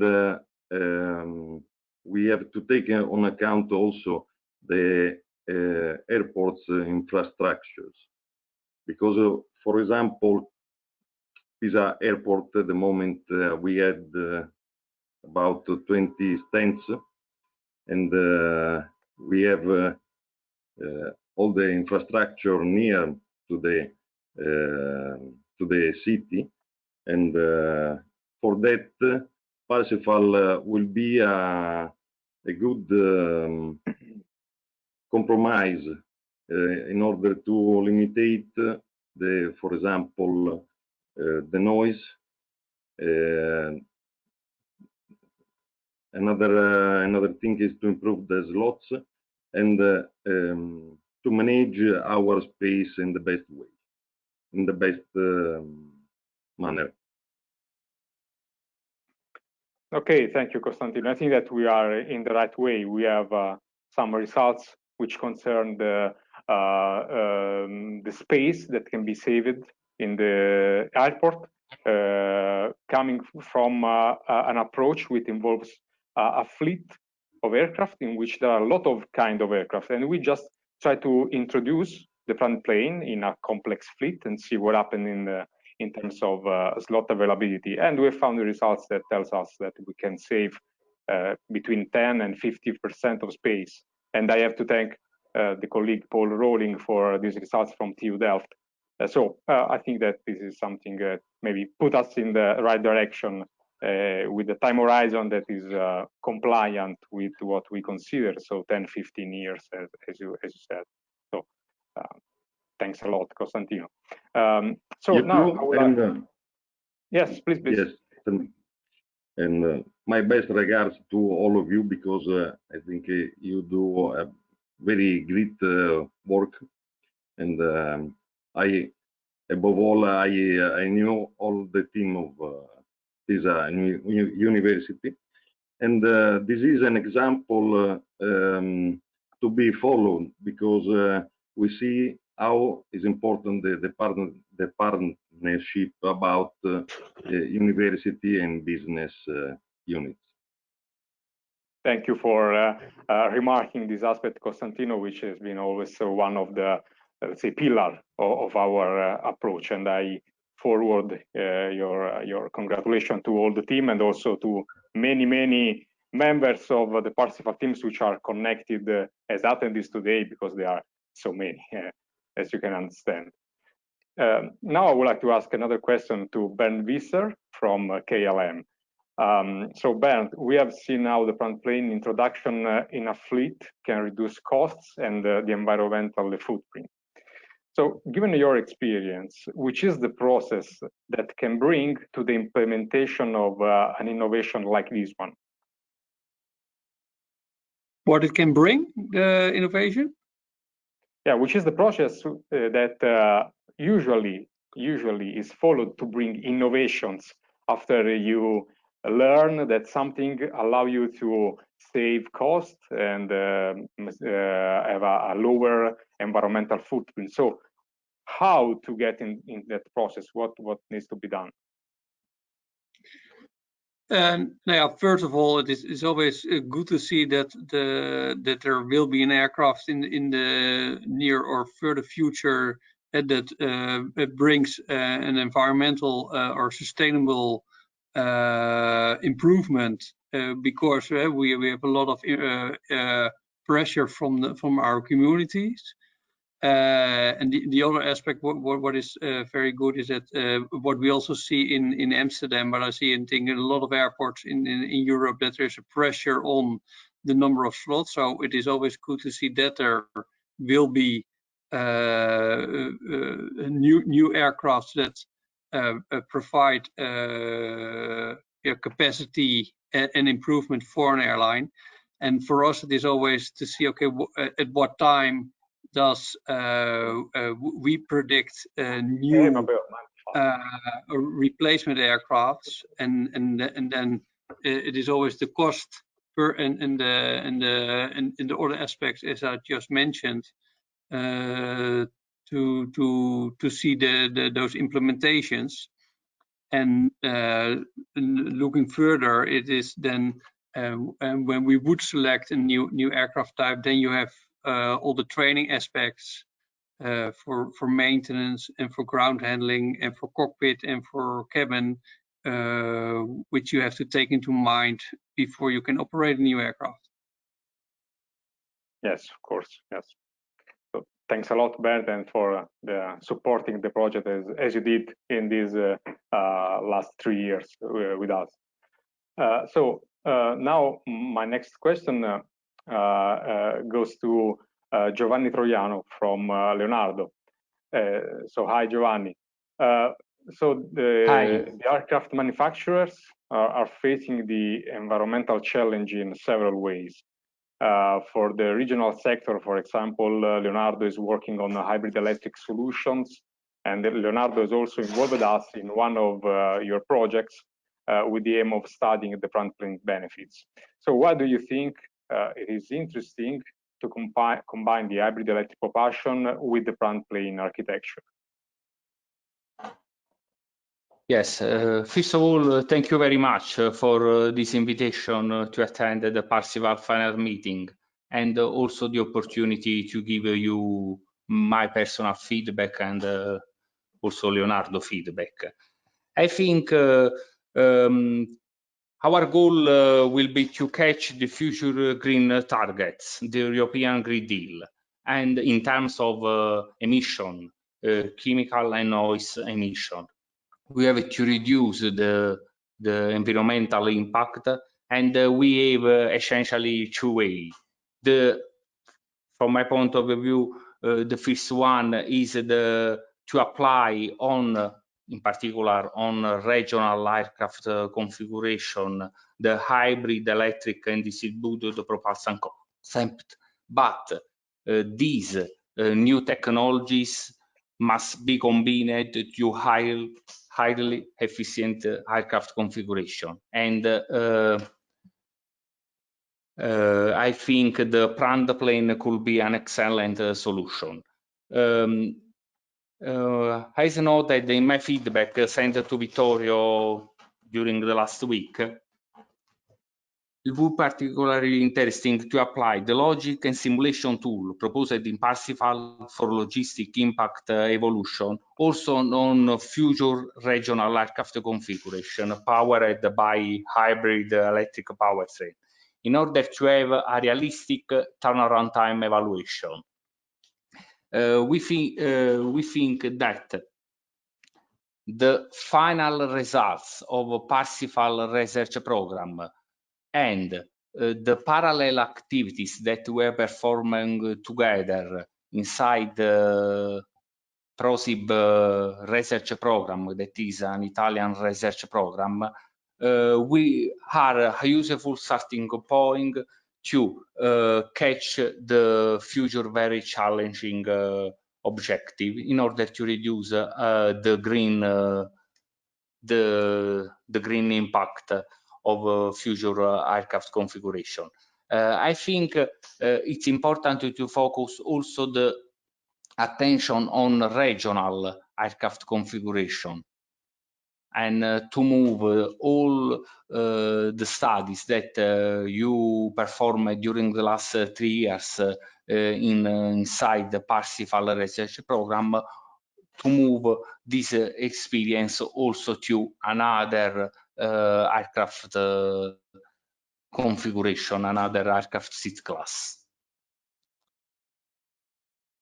Yes, of course, Giovanni. So I think that one important result that maybe we didn't underline too much is the developed approach, the developed tools that allow to study also different category aircraft. And I think that this is one of the cases, and we of course would like to see to apply also the turnaround time and logistic impact also to other categories, because we think that the PrandtlPlane, as I said, can provide benefits which go beyond the specific study case we consider. So we are, yes, of course, interested in doing this. Yes, I agree with you, because I want to analyze that under technical point of view, the methodologies and the logic flow adopted inside the Parsifal lead to PrandtlPlane aircraft configuration definition that maximize performance and passenger comfort. But in parallel, the studies have taken into account also social, logistical, and economic impact. Is a very impressive studies, not focused only on technical point of view, but the problem in all aspects of the problem have taken into account. Okay, thank you again. Thank you again. Thank you. So I think, and I hope also inside our parallel project process, we can perform this good work together. We will do our best. now the next question is somehow similar to the previous one, and it's for Daniel Rekze from Airbus. So Daniel, we know that in the next European research programs, such as clean aviation, for example, there will be a big interest towards the hydrogen as a fuel, probably for also for mid to short range aircraft, as it was for the Parsifal case. So do you think there can be synergies between the PrandtlPlane airframe and the hydrogen introduction? Yeah, good question indeed. But maybe first, congratulations to your accomplishments here of this very interesting and very comprehensive piece of work. Yeah, maybe coming on the question, this is of course something where the way forward, or where the way forward is maybe triggered from, because the situation, of course, is as usual that as long as no major constraints change,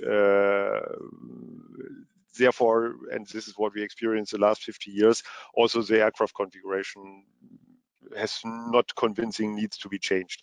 Not necessarily because there may not be the 1, 5 or another 10% to be improved on perhaps the level of drag reduction, or maybe in terms of engine performance or whatever, but in the overall maybe system level, of course, we are on quite stable ground.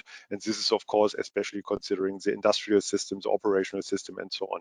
So the question is, what may be the trigger to let us jump, to cash in maybe obvious benefits, which are attractive, but maybe not sufficient to come over the hurdle, and especially maybe the degree of, call it novel energy in principle, and hydrogen is of course one attractive brick for the long-term solution here, so to say. This may be indeed a trigger to say, okay, can it still fit in our more or less inherited, well optimized, well explored, call it tube and wing and its iterations concepts, or is a more fundamental change in terms of architectural constraints required in order to master, so to say, the integration of the energy carrier on aircraft configuration level? And then, of course, immediately blended wing bodies come into people's mind and say, maybe this is perhaps the stepping stone towards something which is boiling since decades but never becoming real because of maybe what I just commented. And of course, this is something which may be interesting to explore, how far such a PrandtlPlane could yield these degrees of freedom, which make the integration of hydrogen in complete different architectural arrangements more attractive than it would be in more conventional aircraft designs. So it's a degree of freedom to explore, where honestly I haven't had made much thoughts about, especially in context to a PrandtlPlane, but this could be for sure, at least in a general way, a motivation to do further exploitation, or exploration first and then exploitation, of disruptive aircraft configurations, and to challenge them maybe especially on these disruptive integration needs on things, bluntly saying, which do not easily fit in classical aircraft designs. So yes, take it on the radar screen, and maybe the big frameworks to come for the next decade could provide platforms to go in further exploration here. And maybe the approach, how you have now done in Parsifal, the studies where you're not only focusing on a single discipline, optimizing a bit here and there, but rather taking this holistic approach to be able to derive, call it bottom line message. Maybe this is a proper prerequisite to enhance maybe the study range, the solution range, which you want to spin into this configurational concept, and maybe you see how it will develop out of this. And this could end up maybe in quite crazy stuff, but this could maybe end up also in something where you say, okay, we not have to go too extreme, but here are some synergies which we now can harvest in, and this may help such a concept to come over this say entry hurdle, where so far it is not yet, or it has not yet taken place, similar as other disruptive aircraft configurations. So, okay, Daniel. So I think that maybe the message for us is that, okay, we have provided some interesting results, and probably there are new challenges ahead. So I think mixing a little bit the answers from you and also from Giovanni, from Leonardo. So we have to now stress on the synergies that can come from the combination of the higher efficiency of the airframe with new opportunities given by the propulsion system. And so we are absolutely on this path. And I think that if we start from these numbers, the one that we obtained with Parsifal, where we basically didn't include any additional innovation, so we didn't consider anything new about materials or propulsion systems or fuels. So I think we are an advantage somehow to demonstrate that the concept can create synergies with the other innovations. So thank you so much. And thank to all our advisors, because I think that one more time they have provided us with some interesting insights for the future. Going to our consortium members. So I will start with Michael Meu from AERA. So Michael, given your experience, I think that you know well which are the benefits that may come from the collaboration between industry and the research bodies. So given all the things that we have put together in this webinar, which are the steps that you would like to see in the future for this research? Yes, thank you, Vittorio. Do you hear me? Yes, yes. Yes. Okay. Yes, for me, so yes, it's a very good presentation we have seen today. And what is very important for me is to, yes, we have seen that the box wing configuration of the Prandtl plane is a very good way to increase the aspect ratio of the configuration without increasing the span, which can lead to very important constraints for airport. So this is a good point. And I think for the future, we have to address some critical points. As you already said, the engine integration could be a critical point. And we have also to find some synergy with new technologies. So you have mentioned hydrogen. So this is a box wing is very good to have important volume like the blending wing body configurations. So it could be a very good configuration for that. We have also to take care of the distributed propulsion as shown by Technical University of Delft. We can use, for instance, the flexibility of the two wings to improve the ending qualities, and we could imagine how, or the question would be how we can use or take benefits of these two wings to improve and to really use the distributed propulsion for to improve the ending quality of the aircraft and to remove some control surface and so to reduce the mass of the configuration. We have also to see how we can further improve the configuration or the performance of the configuration by, for instance, increasing the wing loading of the configuration. It could be an important point, and also address all the aeroelastic aspects, maybe which was not fully the case in Parsifal. And that's what I would say is really to focus on synergy with new technology, as said by Daniel, and what you say also to focus on the synergy between the propulsion system and the configuration, which is the key for the future. Yeah, okay, definitely. I think that we are all converging towards this common path that should be followed for the future of this research.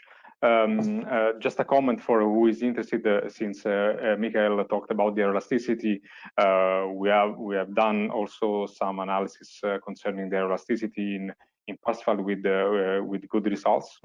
And there will be some documents related to this. So for who is interested, then they will find some details on our dissemination channels. Unfortunately, for time constraint, we didn't put these aspects in the today presentation. So I want just to close the round table with our last guest, who is Gianfranco La Rocca from TU Delft. So as we had, Gianfranco, Parsifal also addressed the problem of defining proper design tools and the methodologies. So you know this topic very well, and you are also involved in Agile 4.0, which is a project about design tools in aerospace, and it comes after the first version of Agile. So you are involved a lot in this kind of project. So my question now is somehow also related to the remarks given by Giovanni Troiano. So in Parsifal, we addressed both the design and the impact assessment. So do you think that the next generation of aircraft design tools can also include this kind of impact analysis in their workflow at the same level of the other tools that we know very well about aerodynamics, flight mechanics, structure? So what is your idea about the improvement of tools and the challenge of creating synergies between all the innovation which may come in the future of this research? Thanks for the question. Well, what we see is that when we are dealing with this kind of configuration, like the box wing or other innovative solution, we know that there is a lot of potential to tap. Yeah? And then how to tap this potential is really making better use of our computational tool, of our optimization tools. When we are talking about synergies, let's say it's all about identifying them and exploiting them. Yeah? So then optimization techniques are, in my view, the way forward. As you said, yes, we are, let's say, for as much as I love aircraft design, let's say I'm also interested in this kind of aspect, and I'm active with my group also in the Agile project and the Agile 4.0 projects, where we are focusing specifically on these thematics, collaborative design, integrating tools, using optimization, and lowering the barrier to access this technology. The trend is actually a bit what you were mentioning. So if you see what we achieve in Agile was really focusing on the design aspect. Yeah? So from a given set of top-level requirements, come out with a baseline design. And then, of course, the next question is, can we broaden the envelope? So can we address a larger panorama? And indeed, now what we want to do is to include in the whole optimization aspect the top-level aircraft requirements. So these, they are not becoming fixed things, but then they are also changing, and then we want to identify the proper sensitivities to them. And we have to expand the envelope also on the other side. So we can't just stop at the classical aircraft design, but then we have to include all the extra things like the manufacturing, the certification, and then also in that area there is more and more space to use this simulation-based approach. Yeah.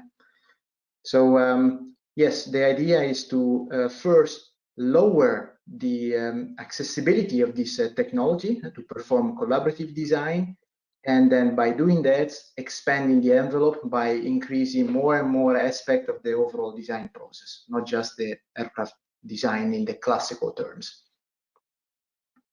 Okay, thanks a lot. I think that with your answer, we have given in a very very short way, with very few opinions from you and the advisors about which are the challenges for the future. And of course, for each challenge there is an opportunity there, and so we think that our goal will be to face this challenge, continuing the research on the PrandtlPlane. So we are a little late because of the technical issues at the beginning. But I want anyway to dedicate some minutes to some questions that we have received, just to select very few of them. So the first one I would ask to Davide Zanetti to answer, because it's about the full scale, the scale demonstrator. So there are many questions actually, but so I think the most important is if the results that are coming from this scaled demonstrator will be useful to predict the aircraft behavior.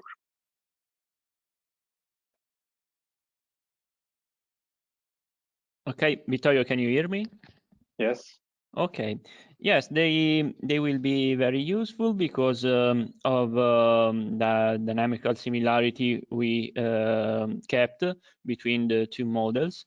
Of course, this is a new kind of activity for Skybox, but also for University of Pisa, and so we'll need a lot, let's say about 10 tests before having a good database from which we could collect all the data needed, for example, for longitudinal or lateral directional stability and control response. After that, we could expand the flight test also to test new control configuration, as said. And let's say that this model will be very useful in future for expanding the knowledge about the PrandtlPlane. Okay, thank you, Davide. So then another question for Andrea Massai, which is about the simulations of boarding and then disembarking. So we have a question about the possibility to use the same tool, so Simbad, to simulate an emergency situation, so the emergency evacuation of the fuselage. So what do you think, Andrea, about this question? Okay, we did not do that up to now, but we can face the problem afterwards. Why not? But we did not do that. We expect anyway positive results, because we have two ways for achieving the emergency exit, and two ways instead of one. When you have a rush, you are crowded, maybe it can be really useful and avoid accidents, you know. And also the larger ASOLs, I believe that will facilitate evacuation, of course. But coming back to the question, we have not performed the simulation. Yes, but it would be, I think, possible without very big problems, I think. Yeah. Yes, okay, of course, thank you. Thank you, Andrea. So the last question, I think, should be addressed to Aldo. Aldo, can you hear me? Okay. Okay, so the question is about Prandtl, that he studied the box wing in the 1920, and so it was at least 100 years ahead of the times. So the question is, when do you think that the PrandtlPlane resulting from Parsifal will see the light of the day? It is a nice question, Vittorio. It is difficult anyway. It depends not on us, but it depends on the mankind, on industry, on governments, on financial support, and so on. What we know is that the study we carried out are promising for that point of view, and it could be generate benefits for the air transport in the future. Another point I am sure to say that is that the configuration is very flexible. We carried out wind tunnel tests on the small aircraft I presented at the beginning of this presentation, and we obtained an efficiency of 18 for an aircraft which is a boat flying, because the wind system is very efficient.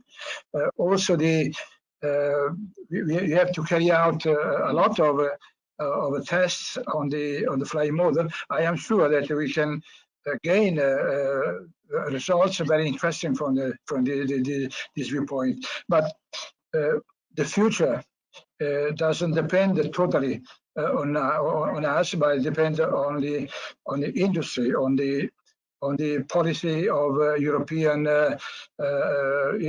industry, for example. We have to continue to carry on our activities because they are very interesting for the future and the benefit of mankind. I'm sure of it. The only thing then I'm sure is this one, but not the future. I don't know. My age don't allow me to carry out some prediction, but anyway, I'm confident. Thank you. Yes, of course. We are just engineers, Aldo. So it's yeah, just engineers. Of course. Thanks a lot. Just is a good question. So I want to thank all the panelists, both from the consortium and the advisory board. Going towards the end of the webinar, I want to ask ourselves a final question. So is Parsifal the dawn of a new aviation? So the outcomes of the project basically say, why not? So have you seen there are many potential advantages and many tools to face the possible drawbacks. We've said that there are many inputs that are needed to bring this project to a reality. But anyway, our work as a researcher is also as a part of dreaming, maybe, and to look for innovative solution and innovation that can make our world better. So I hope that after Parsifal, we can all think that in the future, the view from our window seat can turn from this to this one, and it will be a very nice dream, I think. So now, while some pictures, okay, some pictures from the last 3 years run in the background, and I hope that you are seeing the video. So now, so I wish to say that if one day we will be able to fly a front plane, it will be because of the work of all the people who contributed to Parsifal project. It will be also because many students and the young researchers have been involved in the project and that the opportunity to expand their view about how the state of the art can be overcome for a better future. And it will be because this project has a European dimension. One can find many reasons related to this, but most important is that project as ambitious as Parsifal can be successful only if supported by international collaborations between excelling research groups. Finally, if the front plane will fly, it will be for all the people that before, during, and after Parsifal project put their effort on the improvement of the air transport. One of this person is for sure Aldo Frediani, who started this research about 30 years ago and continues to be a source of inspiration for all of us. So thank you, Aldo. So thanks also, yes, thank you. Thanks also to all the partners, the advisors, and also to the attendees, who are many, more than 100. So I think this is the best reward for the work that we have done. So now we will leave the webinar and move to the virtual exhibition on Second Life. So I hope that many of you will be able to reach us there.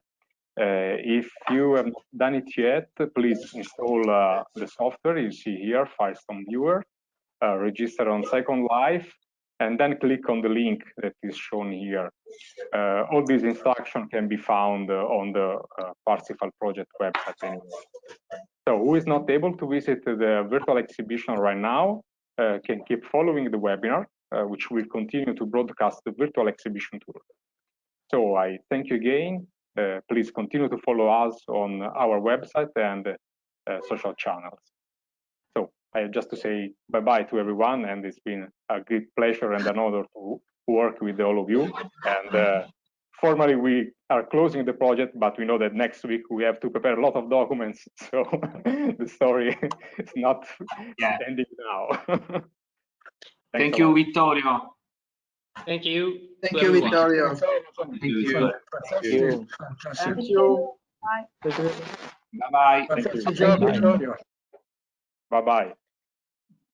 Bye-bye. Thank you. Bye-bye.